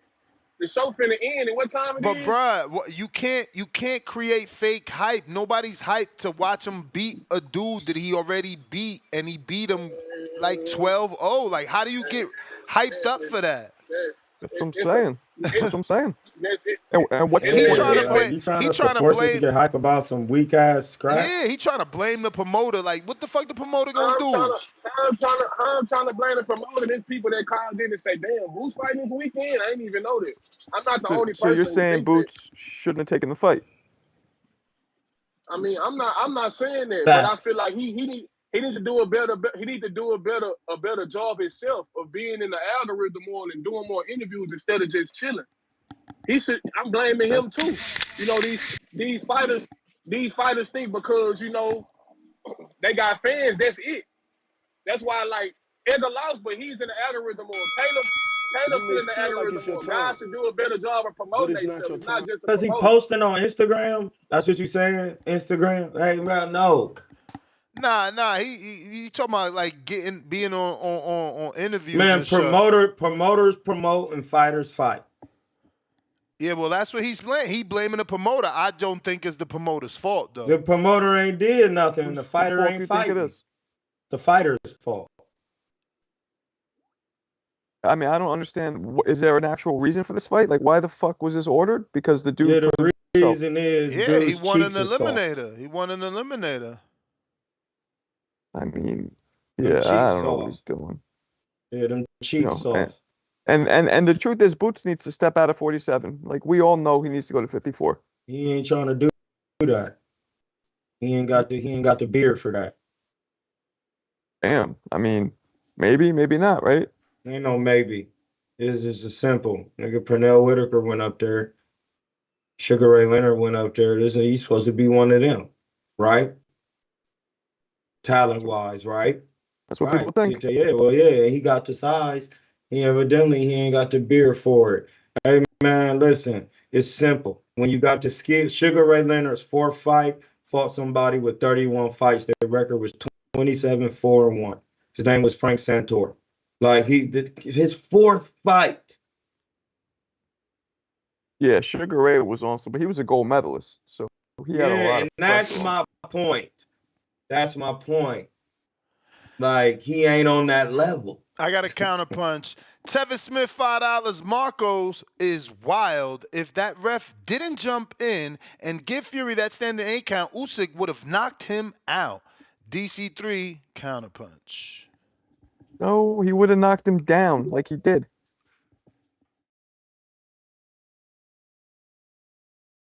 DC3. So y'all don't agree that guys should do a better job of promoting themselves? Y'all think it's just all on the promoter? Like That's what they No, get it's y'all on don't the paid think fighter that for. too. Boots should do more interviews and Khalil, you think that like bro, I just feel like of course it's the promoter, but it's your job too to want people to want to come see you. No, You know what I'm DC, you're saying? right. Like You're right. That's why some people it's think guys there's not fighting, it's guys there's not say what you saying, motherfucker. What you saying? that's why some people say Tiafimo's talking wild shit about race and all that because he's trying to keep himself relevant. Now he shouldn't be saying those things, but you know Ryan, who's crazy, but you got guys. You know, AB was a great example. Fighters need to keep themselves relevant. Some of them though end up getting hated, but they don't care because it's like, yeah, you're gonna come see me win or lose, but you're gonna come see me. And you got a lot of guys like Boots, like Crawford doesn't have the fame Crawford should have had, I think, because his personality isn't, he's not over the top with it outside the ring. So yeah, it is on the Yeah, fighter as well. It's on both. yeah. Why don't you No, just fight that's these all guys I'm with the saying. belt and do what everybody else want to see, and then Nah, people will watch you. nah. Y'all both right, but I just feel like that's the issue with these guys. They don't come do interviews. They can't take constructive criticism. That's why boxing weird to me. That's why like these guys they chilling. They just expect us when they fight. We supposed to get them a view. Then everything behind the paywall and shit. You know what I'm saying? Like this guy, like bro, I see him doing interviews, but like damn, my nigga, like it's other channels out here. You don't want to grow yourself. It's clear as day nobody want to fight you. So man, just go ahead and move up, my nigga. If you who you say Going on you there. is, go go move up. If you 30 fights in, this eye test stuff is getting annoying, my nigga. You know what I'm saying? Like this eye test stuff. When you gonna show us the eye test real? That's what I'm Then trying to tell you. This shit ain't real. so you believe he not who you not who you believe that choice? He not who I ain't everybody Ooh. think into he is? belief. Belief is up for deception. Boxing is Oh, okay. a sweet science.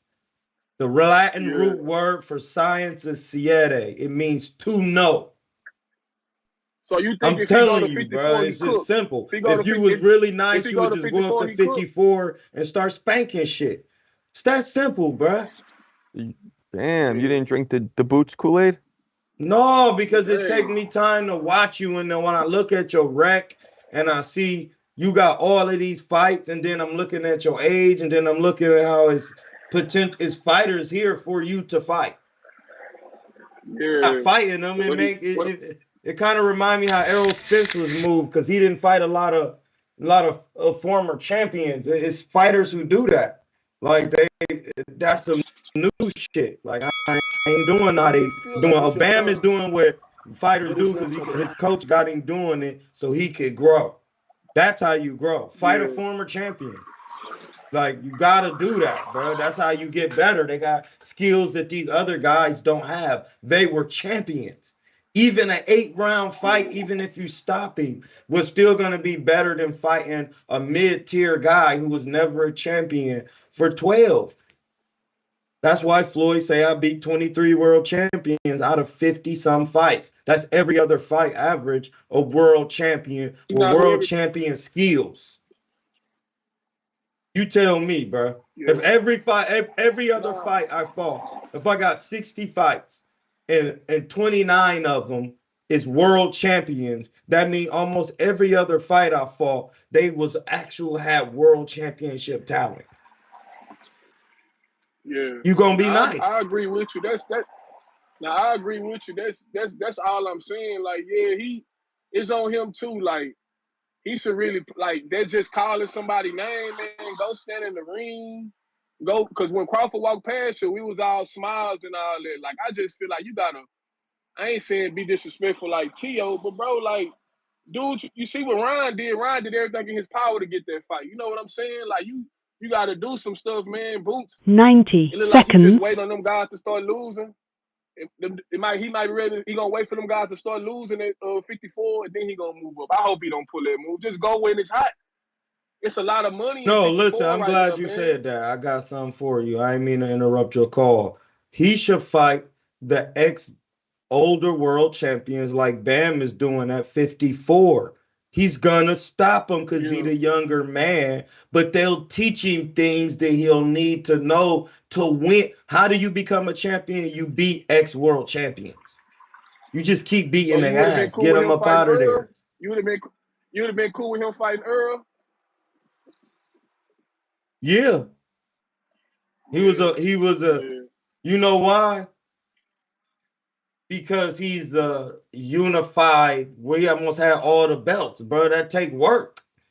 And he Yeah. know the no tune-up man. He coming off to no tune-up. Is that a good idea? Not all the time, but hey, listen, he was showing us something that it can be done. Nah, So hey, bro, that's a fact. fighting and then just it's other That's a fact. 54 guys who are like champions and older guys. You go dig these guys up, get some work with them, give them a camp, give them a payday. They're not asking for a lot. And then you get to work with them and then you figure out things as a champion. That's what all the older dudes used to do. Yeah. No, I agree with you. I just feel like he too laid back, man. I guess he getting them big paydays because he fighting at home and he like shit. It is what it is. You feel me? You know what I'm saying?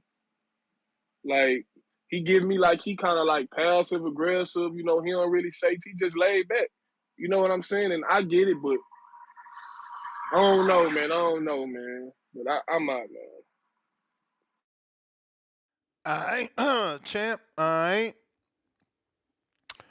right.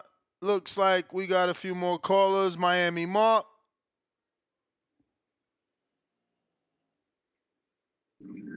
Fellas, how's it going? How's it going? All good. Man, I just gotta say it. This is my fighter, man.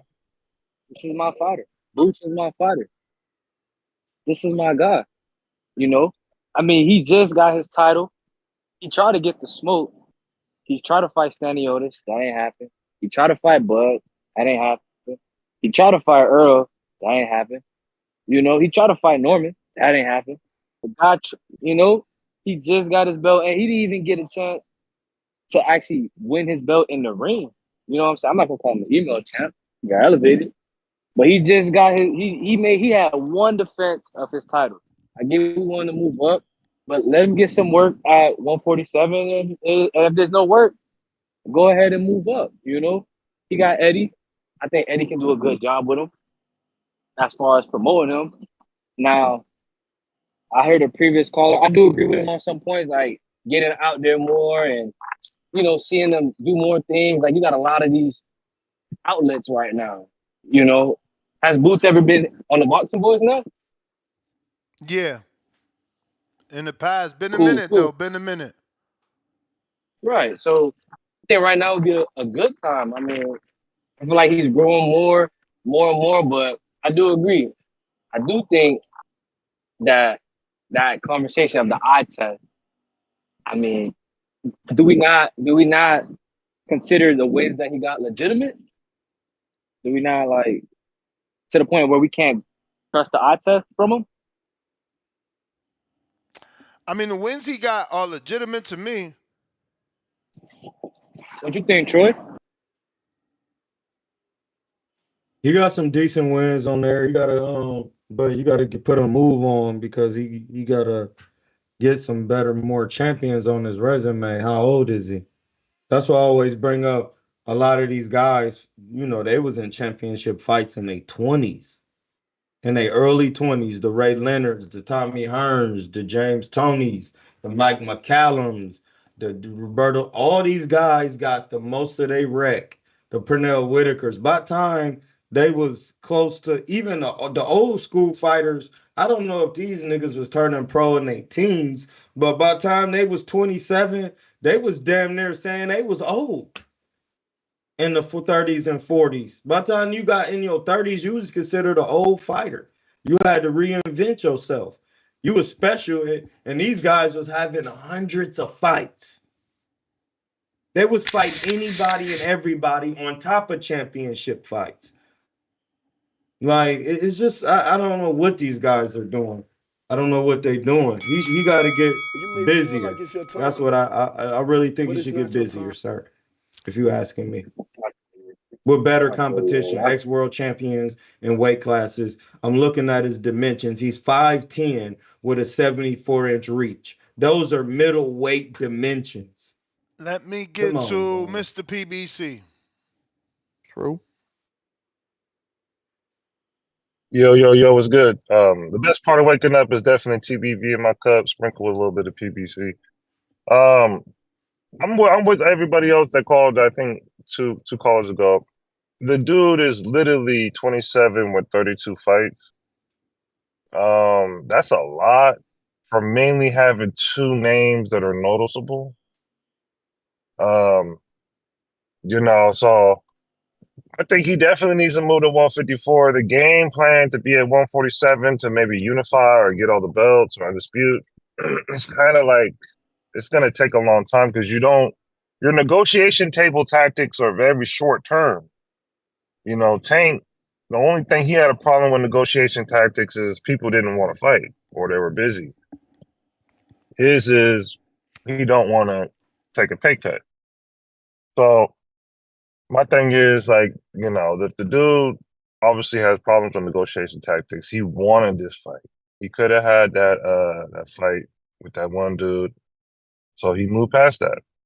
But at this point in this time, there's no one at 147, moved to 154. There's too many fights for him at 154 with Matchroom, all them niggas. They got hella UK fighters at 154. Big Cheese, um, hella dudes. So to me, it's kind of a waste of time staying at 147. And I do think he needs to sell himself better. He's too relaxed. He's kind of like he's a laid back son like Devin Haney, but he ain't like Listen, Devin man, Haney. he's a cancer sign. And people say they don't believe in that stuff. A cancer sign is a water sign. That means he's passive. No matter what nobody say, passive is water and earth. Fiery and air is a masculine signs. That means they're gonna come different. Pause. Water signs are passive. That's just what it is.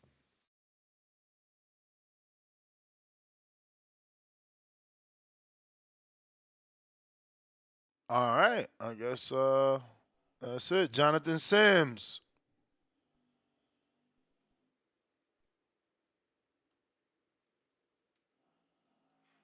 Hey Ness, how you doing? Straight. Marco, how you doing? What up, man? You know it.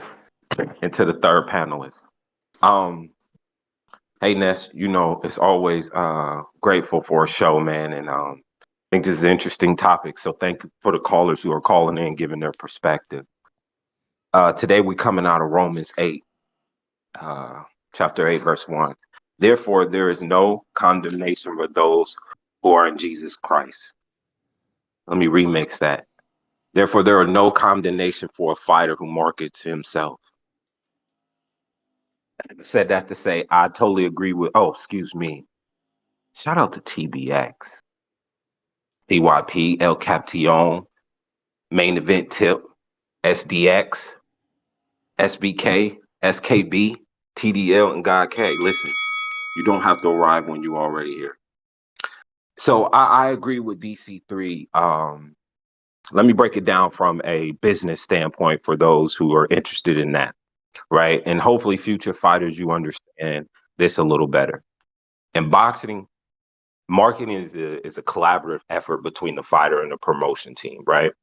But it's ultimately up to the fighter to take an active role in promoting themselves. Because you're the boss, right? You're the boss, remember? The promotion team is responsible for organizing events, securing media coverage, and handling logistics. Fighters are often expected to build their personal brand, connect with the fans, and create a buzz around their fights. I know Ness is thinking, oh, what a hypocrite. But he went there to get some of the money Earl has built himself. That shit funny. Anyways, promotional team roles. The promoter will handle the business side of things like securing sponsors, organizing fights, booking TV deals, public relations. They will usually push media coverage, organize press conference, and manage promotional events like tours, photo shoots. The fighter's role. Fighters need to actively engage with their fan base through social media. By Tank, we'll talk about it. Anyway, um, interviews and personal appearances. They can build their own brand, which can contribute to the hype surrounding their fights. A fighter's personality, charisma, and performance in the ring help boost their marketability. So, what is he saying? So, in essence, when the promotion team plays a significant role in handling logistics and creating a platform for a fighter, it's beneficial for the fighter to take ownership of their own brand, and it can lead to greater financial success and long term opportunities in the sport. So, there you have it. Fighters, get on the job. You don't just hit the bag. Pick up a book, educate yourself. Okay? It's okay because there's a life after boxing too. And in regards to the topic, I think Boots is gonna have a dominating performance. I think he will get a knockdown. I think he learns from his past fight. I know that there's some really good critiques about him from some of my favorite callers, like the JTs, the Stone Bones, Kings, stuff like that, right? People like that. But I think that all fighters have flaws, right? Like no one's perfect. And that's why we have the Troys and the Nesses for us to get a better understanding of No, where they no, need to Floyd grow. was perfect. Floyd was perfect. I mean, he was sure he has a perfect record, just like Andre Ward was perfect, and just like Terrence Crawford is perfect. Um, so sure. And like I said, I think all You make these it feel fighters like have it's your room. time, Ness, but it's let not me your run time. another one, Ness. Let me run another one. I think these fighters have room to grow. And yeah, Boots have been fighting for a while. He's what, 26, 27. And I think part of that is how he's been pushed while we haven't seen certain things. But as he gets his opportunities, we'll see the development. And I think that he'll do really well. And if he doesn't, I think the scrutiny is fair, right? Because this is the second fight with a guy past 12 rounds, so they should be very familiar. So I agree with the scrutiny if he doesn't dominate, and I think that could be looked back at it at how he's training. But I think we see some tools come out the toolbox for Boots, and he does well in this fight. If not, hey, the scrutiny is definitely warranted. But Ness, yeah, I mentioned in my soliloquy that Najee cut Tank off, or excuse me, Tank cut Najee off. Did you see that from Cigar Talk? Yeah, Oh, well, I heard about that. What happened? I don't know about cut off. He just told him stop eating a dick or some shit like that. You know, Tank Well, no, disrespectful. well, he said that, but he also told him that he would never get another interview. Yeah, I mean, you see, Like in the middle of their interview, that's he the said that? unfair part of this No, on sport. Twitter. That's the unfair part of Yeah, this Ness, sport. you right. And You right. I mean, somehow, in your twisted mind, you thought that was a good thing for me. Like that ain't a good thing for me. Just because he cut him off, don't mean he coming over here. And again, it means you got to treat wait. him. It means you got to treat him with kid gloves, or he will cut you off. Ain't nobody got time for that. I don't got time for that, bro. Yeah, somebody came to me and said the same thing. Like, yo, Tank's open for an interview. He won't talk to Cigar Talk. I'm like, nah, Tank's mad. Like, Yeah, yeah, like you said, kid gloves, exactly. so wait, Ness, why you shooting at me? What you mean? I ain't say that was good. I meant good for you to show you that like keep doing you because these fighters are gonna come and go. I'm not saying like that's an open door for you to jump in and say, "Hey, Oh well, Tank, let's my be bad. friends." Like I miss read you then. it's okay. No, I misdelivered it. So it's just unfortunate. I mean, I'm not mad at Tank. I can't tell a man how to feel. We all are entitled to our opinions. It's like how people feel about my car, right? So he has that. But if that was my fighter, I wouldn't be okay with that because, like DC3 said, like utilize all platforms. Don't run from that. Address it. If there was something Najee said, talk to him in a sit down. Use his platform and address it. But I don't Man think to I man. don't think Najee said anything. He just He did. motherfucking promoted his own interview. That's all. No, Yeah, he read a what caused question Tank to from snap at a him? fan. He read a question from a fan. That's the crazy part. A fan asked the question, and I think it was with Wow. Goyfield and Shakur, and I think Tank's name came up, or it was just with Floyd Schofield and Tank's name came up from a fan's question. You may feel like Wow. it's your So, time, yeah, but it's not your time. that's what I call fakeness. All right. Yeah, Tank's definitely gets, easily agitated or whatever. You ain't lying. Laugh He's out loud coming. pillow. What up? Hello. What Yo, up? what up? What up? Yeah, Troy triggered me, man. I'm a cancer. I'm a cancer. He talking shit about cancer, saying we passive this shit. When I gotta educate Troy on this one because Conor McGregor, he a cancer. That's one of the biggest personalities, one of the most electrifying Mike people Tyson in is a cancer. combat. You said what? Your I kid is didn't say cancer too? anything bad about him. That was just you and your Oh no, no, emotions, no! and But you're I just just gotta proving what educate I you said because is you said true. we I just passive, and then said you they're trying to explain. passive, they're And emotional, they're watery, and you're showing it. yeah, Thank for you. sure. And then watery, we got Floyd Mayweather, right? That's a Pisces. No, it's So a I mean, different type of cancer. Is a Pisces is but Poseidon. I'm He's in saying control of the it's still a water, water sign though. of the fish in It's the still a water. water He's a sign. water sign, but it's different. And we know Ness is a Gemini. I know he likes to he made that be known. But yeah, I kind of get mad. That's not a water Not mad, sign. but I know I know. I'm just saying I just shot a shout out Ness on that one.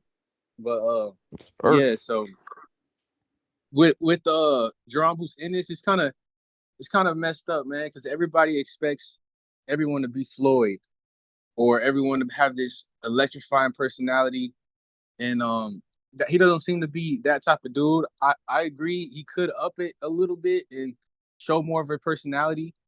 Um, he seems like the type of guy who needs to get triggered first.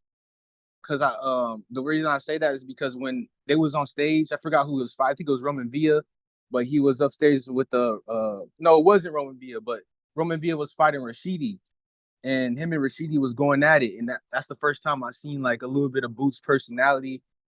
He was talking shit with him, and it was interesting. You know what I mean? He had my attention. I wish he would keep that up, but he's not going to get that with Karens of the world and guys who are not really engaged in the shit talking. So maybe it's just the right dancing partner for him. I think Brian Norman will be a good person to bring that out because he kind of has his own swag. Uh, and even to a certain degree, Barrios, because Barrios he kind of got that dog in him, and now he seems to be more confident in himself, and he's more willing to talk shit and do that. So yeah, I think we just need to realize that he is who he is. He got he packed out a 14K event. Damn, this fucking train. Yeah, let me close this door, but that shit is louder. But yeah, man. So where was I at? Yeah, so for example, man, everybody can't be Edgar. Everybody can't be Edgar Berlanga. You know, everybody's not like that. There's not a lot of people that got that swag and that talk to him. So I think we just need to realize that and accept bro for what he is. That's all I really gotta say. That train fucked up my train of thought for real. All right, brother. Appreciate you. Dom was goody. TBV Ness, what up to the panel? I was listening, and every call seemed to be the exact opposite from that last caller. He really nailed it on the head for me. I was debating on calling in. I just didn't know where to begin with all you guys. But yeah, that last caller, nail on the head. Boots Ennis is a great fighter. Everybody knows that. Everybody who's called in has acknowledged that. Boots is a successful fighter. He is selling out his arena. This is going to be the second time in a row in his hometown. He has a great fan base, whether you include yourself in it or not. That is a fact. So, what is this need, this desire, the urgency for him to completely shift his personality and the way he promotes himself? And this is coming off him recently signing with Matchroom. I just don't get it. He has the best talker, the best promoter in the game promoting and talking for him.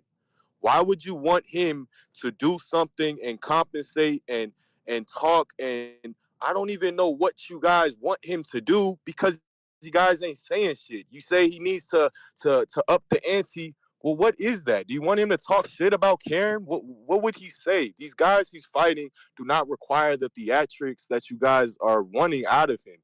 And yes, he will get the big fights. Look at his resume. Look at the way he's positioning himself. He will make that jump to 154 when he's ready. You guys need to pay attention to these boxers for what they do. And he fights great. He has warranted no reason for you guys wanting more out of him. He's a great talker actually. He talks very confident. If you listen to him, he speaks with confidence, he speaks clearly, he's to the point. You guys need to pay attention and just appreciate a great fighter when he's standing in front of you.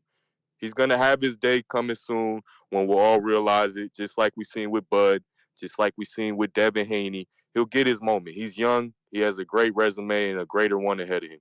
That's it for me. Peace, y'all. All There's only right. been a few boxers in history who have achieved superstar status without being extremely colorful or, outside the ring. Only a few. Why does he need Hagler. to be a superstar? He's a great fighter. That's my whole point. He can be a Yeah, great. but We don't need unfortunately, no, every you're fighter right. to be a superstar.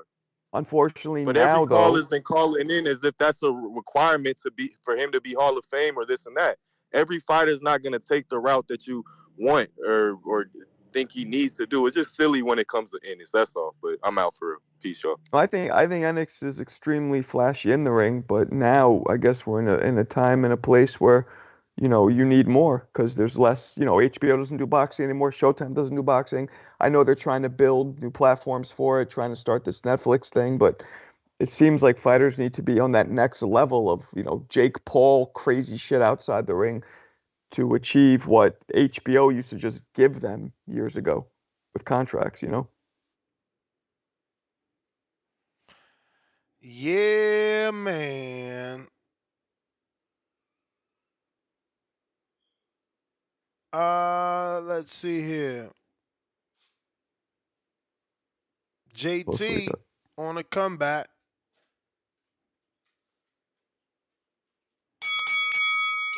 Yo, can y'all hear me? Yep. Look like the show got revived, Ness. Look Nah, like it. man. I'm gonna say this though. Think about how Marco just made a good point. The era we live in, when it come down to this boxing thing, a lot of shout out to the last callers been calling in. I kind of agree with them. Who's doing what he's supposed to be doing in the ring? Majority of it. We critiqued him about the Karen fight, but he still basically beat him unanimous in that fight with a little mistakes. But he's doing what he's supposed to be doing in the ring. I'm confused. I mean, at the end of the day, if the fighter need to do everything, be the manager and the promoter, well, he don't need a manager or a promoter to promote him. If he's with Eddie Hearn's supposed to be getting him to the point where he's being promoted, where he's being talked about, where he talked shit for him. That's the shit talk because like a lot of these fighters are not like Jake Paul. You got Floyd, you got a lot of people that do entertain outside of the ring, but then you got a lot of fighters that just want to entertain in the ring. And that's just their main focus. Cause I know a lot of fighters like you had your Adrian Browners, he was like entertained outside of the ring. That's what brought more attention on him. But then they start clowning him when he was getting his ass whooped.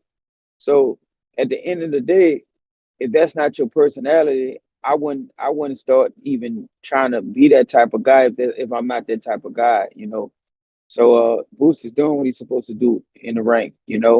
But I guess the world we live in, they want to see more shit. They want to see him do dumb shit. They want to see him get in trouble. I guess they want to see him be fighting women. I don't know what it is to bring some kind of bad news to him to get more people involved with him. So, and I'm not trying to sit there and say that to criticize, but that's kind of the fickle fans we have for the sport. So maybe it's not Yeah, but Boots, that's a maybe bit it's the promoter. that's a bit unfair because nobody recommended for him to do anything crazy. I mean, No, no, the no, one guy no. that Listen what I'm started this, saying. he just wanted Listen what I'm more saying though, talking and Ness. interviews. If Boots was doing something crazy out there, he would probably have more attention drawn to him. It's like people pay attention to the negative stuff. The negative. Charles White said this all the time. When he used to be on YouTube talking some positive shit, he ain't get no views. Same thing with you, Ness. When you have a regular show, you don't get that many callers or people coming in. But soon as something start getting twisted and it start becoming negative, or you got a back and forth and stuff like that, that's when you You got may more feel like people it's want your to time, call in and pay attention to it. but it's not So your all time. I'm trying to say is maybe we need to get rid of these promoters because they're not doing their job. Because the fighters are doing their job to step in the ring. That's my call. All right, all right. Let's see. That is everybody. And we're caught up on the super chat. So, once again, that's GTO, Instagram, and Twitter. Hey, bitch, a nigga eat a salad. Whoa. Bitch, nigga eat a salad. You The ever hell was heard that that? song, Ness? Until the next one. You listen to that song, Ness. Is hilarious. All Bitch, right. nigga eat a salad. Peace. Later.